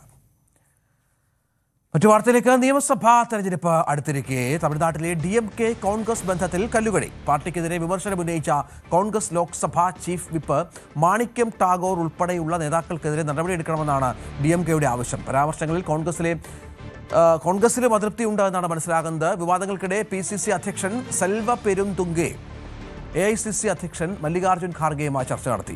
രാകേഷ് വിവരങ്ങൾ പങ്കുവെക്കുന്നുണ്ട്. രാകേഷ്, തമിഴ്നാട്ടിൽ വലിയ പ്രശ്നങ്ങളൊന്നും ഇല്ലാതെ മുന്നോട്ട് കൊണ്ടുപോയിരുന്നൊരു ബന്ധമായിരുന്നു DMKയും കോൺഗ്രസും തമ്മിൽ. ഇപ്പോൾ എന്താണ് സംഭവിച്ചിരിക്കുന്നത്? TVKയുമായൊക്കെ കോൺഗ്രസിൻ്റെ ചില ചർച്ചകളും നടന്നുവെന്ന സൂചനകളുണ്ട്. രഞ്ജിത്ത്, നിയമസഭാ തെരഞ്ഞെടുപ്പിലേക്ക് പോകുമ്പോൾ തമിഴ്നാട്ടിൽ DMK സഖ്യത്തിൽ കാര്യങ്ങൾ അത്ര ശരിയല്ല, ആ സൂചനകളാണ് ലഭിക്കുന്നത്. അതിൽ തന്നെ ഏറ്റവും പ്രധാനപ്പെട്ട 2 പാർട്ടികൾ DMKയും കോൺഗ്രസും, ആ 2 പാർട്ടികളും നേർക്കുനേർ വരുന്ന സാഹചര്യമുണ്ട്. കോൺഗ്രസ് നേതാക്കളുടെ പരസ്യ പ്രതികരണത്തിൽ DMKയ്ക്ക് വലിയ അതൃപ്തിയുണ്ട്. പ്രത്യേകിച്ച് മാണിക്യം ടാഗോർ, അദ്ദേഹം വിരുദുനഗറിൽ നിന്നുള്ള MP ആണ്, ലോക്സഭയിൽ കോൺഗ്രസിന്റെ ചീഫ് വിപ്പാണ്. അദ്ദേഹം അടുത്തിടെ DMKയ്ക്കെതിരെ ചില പരാമർശങ്ങൾ നടത്തി. അതിൽ വലിയ അമർശമുണ്ട്. പ്രത്യേകിച്ച് 2014 DMK ചെയ്ത ചില കാര്യങ്ങൾക്ക് അതിനിപ്പോഴും കോൺഗ്രസ് മറുപടി പറയേണ്ടി വരുന്നു. അതിന് ഉത്തരവാദിത്തം കോൺഗ്രസിലേക്ക് കൂടി വരുന്നതടക്കമുള്ള വിമർശനം അദ്ദേഹം ചൂണ്ടിക്കാണിച്ചിരുന്നു. അത് ഏറ്റവും പ്രധാനമായും അന്നത്തെ അഴിമതി ആരോപണങ്ങൾ, 2G സ്പെക്ട്രം അടക്കമുള്ള വിഷയങ്ങളാണ് ഉണ്ടായിരുന്നു. ആ കാര്യങ്ങളാണ് അദ്ദേഹം വിമർശനമായി ഉന്നയിച്ചത്. കൂടാതെ കൂടുതൽ സീറ്റുകൾ വേണമെന്നൊരു ആവശ്യം അദ്ദേഹം ഉന്നയിച്ചിരുന്നു. കൂടാതെ സർക്കാരിൽ പങ്കാളിത്തം വേണമെന്ന ആവശ്യം ഉന്നയിച്ചിരുന്നു. സ്റ്റാലിൻ നേരത്തെ തന്നെ തള്ളിയതാണ് അത്തരത്തിൽ പങ്കാളിത്തം വേണമെന്നൊരു ആവശ്യം. അതിന് പിന്നാലെയാണ് മാണിക്യം ടാഗോറിന്റെ ഭാഗത്ത് അത്തരം പരാമർശമുണ്ടായത്. ഇതുകൂടാതെ പ്രൊഫഷണൽ കോൺഗ്രസ് സംസ്ഥാന അധ്യക്ഷന്റെ ഭാഗത്തും ചില പരാമർശമുണ്ടായി. പ്രത്യേകിച്ച് സർക്കാർ ഇപ്പോൾ വനിതകൾക്കായി പ്രഖ്യാപിച്ച പദ്ധതി, അക്കൗണ്ടിൽ പണമെത്തുന്ന പദ്ധതി, അതുകൊണ്ട് മാത്രം തെരഞ്ഞെടുപ്പ് ജയിക്കാൻ കഴിയില്ലെന്ന പരസ്യമായി പ്രതികരിച്ചു. ഇതിലൊക്കെ വലിയ അതൃപ്തി ഇപ്പോൾ DMKയ്ക്കുണ്ട്. ഏതായാലും 22-ാം തീയതിയാണ് സീറ്റ് ചർച്ചകൾ നിശ്ചയിച്ചിട്ടുള്ളത്. ആ ചർച്ചയിലേക്ക് പോകണമെങ്കിൽ ഈ നേതാക്കൾക്കെതിരെ നടപടിയെടുക്കാൻ കോൺഗ്രസ് നേതൃത്വം തയ്യാറാകണം എന്നൊരു ആവശ്യത്തിലേക്ക് ഇപ്പോൾ DMK വരികയാണ്. ഏതായാലും മാണിക്യം ടാഗോർ അടക്കമുള്ള നേതാക്കളുടെ പ്രതികരണങ്ങളിൽ കോൺഗ്രസിലെ ഒരു വിഭാഗത്തിനും വലിയ അതൃപ്തിയുണ്ട്. കഴിഞ്ഞ ദിവസം PCC അധ്യക്ഷൻ ബംഗളൂരുവിലെത്തി AICC അധ്യക്ഷൻ മല്ലികാർജ്ജുൻ ഖർഗെയുമായി കൂടിക്കാഴ്ച നടത്തി. സംസ്ഥാനത്തെ സാഹചര്യങ്ങൾ ഇപ്പോഴുണ്ടായിരിക്കുന്ന വിവാദങ്ങളൊക്കെ തന്നെ ശ്രദ്ധയിൽപ്പെടുത്തി. അതുകൊണ്ട് തന്നെ പരസ്യ പ്രതികരണം ഇനി നേതാക്കളുടെ ഭാഗത്ത് ഉണ്ടാകരുത് എന്നാണ് ഇപ്പോൾ സംസ്ഥാന നേതൃത്വം നിർദ്ദേശം നൽകിയിരിക്കുന്നത്. ഏതായാലും DMK ഇത്തരമൊരു ആവശ്യം മുന്നോട്ട് വെച്ചിട്ടുണ്ട്. അതിനോട് ഇനി കോൺഗ്രസ് എങ്ങനെ പ്രതികരിക്കുമെന്ന് അറിയേണ്ട വിഷയമാണ്. ഒപ്പം DMK ചില കാര്യങ്ങൾ കൂടി സംശയിക്കുന്നുണ്ട്. പ്രത്യേകിച്ച് TVKയുമായി നേരത്തെ സഖ്യത്തിലേക്ക് കോൺഗ്രസ് ചില ആലോചനകൾ നടത്തിയിരുന്ന റിപ്പോർട്ടുകളൊക്കെ ഉണ്ടായിരുന്നു. അപ്പോൾ അത്തരം നീക്കമാണോ കോൺഗ്രസ് കോൺഗ്രസിന്റെ ഭാഗത്ത് നിന്ന് ഇപ്പോൾ നടക്കുന്നെന്ന സംശയം പോലും ചില DMK നേതാക്കൾ പ്രകടിപ്പിക്കുന്നുണ്ട്. ഏതായാലും ഈ പ്രശ്നങ്ങൾ പരിഹരിച്ച് സീറ്റ് നിർണയ ചർച്ചയിലേക്ക് പോകാൻ തന്നെയായിരിക്കും ഇനി AICC നേതൃത്വത്തിന്റെ തീരുമാനം. പ്രത്യേകിച്ച് രാഹുൽ ഗാന്ധി MK സ്റ്റാലിനുമായി നല്ല ബന്ധം പുലർത്തുന്ന നേതാവാണ്. അതുകൊണ്ട് തന്നെ ഈ പ്രശ്നം ഒരുപക്ഷെ ഹൈക്കമാൻഡ് ഇടപെട്ട് പരിഹരിക്കാൻ തന്നെയാണ് സാധ്യത. രഞ്ജിത്ത്. ശരി, ER രാഗേഷ് വിവരങ്ങൾ പങ്കുവച്ചു. സമൂഹ മാധ്യമങ്ങളിലെ പ്രചാരണങ്ങൾ തള്ളി ഫിലിപ്പ് മമ്പാടിന്റെ കുടുംബം രംഗത്ത്. കേസ് നടത്തുന്നതും ഫിലിപ്പ് മമ്പാടിന്റെ നിരപരാധിത്വം കോടതിക്ക് മുന്നിൽ ബോധ്യപ്പെടുത്താൻ പോരാട്ടം നടത്തുന്നതുമെല്ലാം കുടുംബം തന്നെയാണെന്ന് ഭാര്യ ഇസ എന്ന ഡോളി ന്യൂസ് 8 പറഞ്ഞു. കേസ് ആസൂത്രിതമാണെന്ന് കരുതുന്നുവെന്നും പറയുന്നുണ്ട്. ഫിലിപ്പ് മമ്പാട് ജാമ്യത്തിനായി ശ്രമിക്കുകയാണ് എന്നും കേസ് കോടതിക്ക് മുൻപിലായതിനാൽ ഈ ഘട്ടത്തിൽ കൂടുതൽ പ്രതികരിക്കാനില്ല എന്നും അഭിഭാഷകൻ അഡ്വക്കേറ്റ് KV യാസറും പറഞ്ഞു. ഈ അഭിമുഖത്തോടെ 9 മണി പൂർണ്ണമാവുകയാണ്. നമസ്കാരം. ലഹരി വിരുദ്ധ പ്രചാരകനും മോട്ടിവേറ്ററുമായ മുൻ പോലീസുകാരൻ ഫിലിപ്പ് മമ്പാടിന്റെ അറസ്റ്റിനെ തുടർന്ന് വലിയ പ്രചാരണങ്ങളാണ് സാമൂഹ്യ മാധ്യമങ്ങൾ നടക്കുന്നത്. അദ്ദേഹത്തിന്റെ കുടുംബം കൂടെയില്ല, അദ്ദേഹം ഒറ്റയ്ക്കാണ്, അത്തരത്തിൽ പലവിധ പ്രചാരണങ്ങൾ നടക്കുന്നുണ്ട്. ഇപ്പോൾ അദ്ദേഹത്തിന്റെ കുടുംബമാണ് നമ്മോടൊപ്പം ചേരുന്നത്. അദ്ദേഹത്തിന്റെ ഭാര്യ ഇസ എന്ന ഡോളി, മകൾ അമേയ, ഒപ്പം അദ്ദേഹത്തിന്റെ അഭിഭാഷകനും നമ്മുടെ കൂടെയുണ്ട്. വലിയ പ്രചാരണങ്ങളാണല്ലോ സാമൂഹ്യ മാധ്യമങ്ങളിൽ. കുടുംബം കൂടെയുണ്ട് എന്ന് തന്നെ ഒരു വലിയ സന്ദേശമാണോ നൽകുന്നത്? അതെ, ഞങ്ങൾ വിവാഹം കഴിഞ്ഞ് 22-23 വർഷമായി ഞങ്ങൾ ഒരുമിച്ച് തന്നെയാണ് താമസിക്കുന്നത്. ഈ കേസ് നിയമപരമായിട്ടുള്ള നടപടികളാണ് മുന്നോട്ട് പോകുന്നത്. അതെ, വക്കീലിനെ ഏൽപ്പിച്ചിട്ടുണ്ട്. ജാമ്യത്തിലുള്ള കാര്യങ്ങൾ ഞങ്ങൾ തന്നെ ചെയ്തുകൊണ്ടിരിക്കുകയാണ്. അപ്പോൾ അതെല്ലാം കോടതി പിന്നീട് തീരുമാനിക്കട്ടെ. ഇപ്പം ഞങ്ങൾ മാനസികമായിട്ട് ഞങ്ങൾ വളരെയധികം തളർന്നിരിക്കുകയാണ്. ഞങ്ങളെ വീണ്ടും വീണ്ടും തളർത്തരുത് എന്നുള്ള അപേക്ഷ മാത്രമേ ഉള്ളൂ എല്ലാവർക്കും. നമ്മളിപ്പോൾ നിയമപരമായിട്ട് ജാമ്യത്തിന് അപേക്ഷ കൊടുത്തിട്ട് വക്കീലിനെയാണ് നമ്മൾ ഏൽപ്പിച്ചിട്ടുള്ളത്. അപ്പോൾ നമ്മളുടെ ഉത്തരവാദിത്വം പറയുന്നത് നമുക്ക് നിരപരാധിത്വം തെളിയിക്കുന്നത് മാത്രമേ ഉള്ളൂ. ഇതിൽ അപ്പുറം കൂടുതലൊന്നും നമുക്ക് ഇനിയിപ്പോൾ പറയാനില്ല. കുടുംബം കൂടെയുണ്ട്. കുടുംബം കൂടെയുണ്ട്. കുടുംബം പപ്പയുടെ കൂടെയാണ്. ഞങ്ങൾ എല്ലാവരും സപ്പോർട്ടായിട്ട് കൂടെയുണ്ട്. യാതൊരു പ്രശ്നങ്ങളും പപ്പയ്ക്കില്ല. മറ്റ് പ്രചാരണങ്ങൾ പറയുന്നവരെ അങ്ങനെ പറഞ്ഞുകൊണ്ടേ ഇരിക്കുള്ളൂ. സത്യാവസ്ഥ എന്നാൽ നമുക്ക് മാത്രമേ അറിയത്തുള്ളൂ.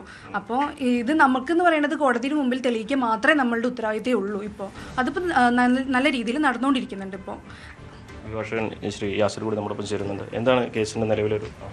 പ്രധാനമായിട്ടും എനിക്കും ഈ കുടുംബം കൂടെയില്ല എന്നുള്ള വ്യാപകമായ പ്രചരണം കാണുന്നു. അത് തെറ്റാണെന്നുള്ളതാണ് എനിക്കും ബോധ്യപ്പെട്ടിട്ടുള്ളത്. കാരണം നമുക്ക് ഈ കേസിൻ്റെ തുടക്കം തൊട്ട് ഇതിൻ്റെ നിയമപരമായ എല്ലാ കാര്യങ്ങൾക്കും, ജാമ്യാപേക്ഷ ഉൾപ്പെടെയുള്ള കാര്യങ്ങൾക്കൊക്കെ കുടുംബം, പ്രത്യേകിച്ച് ഭാര്യയും മക്കളും തന്നെയാണ് നമ്മൾ ഏൽപ്പിച്ചിട്ടുള്ളതും. ബാക്കി തുടർന്നുള്ള കാര്യങ്ങൾക്കൊക്കെ സപ്പോർട്ട് ചെയ്യുന്നതും കുടുംബമാണ്.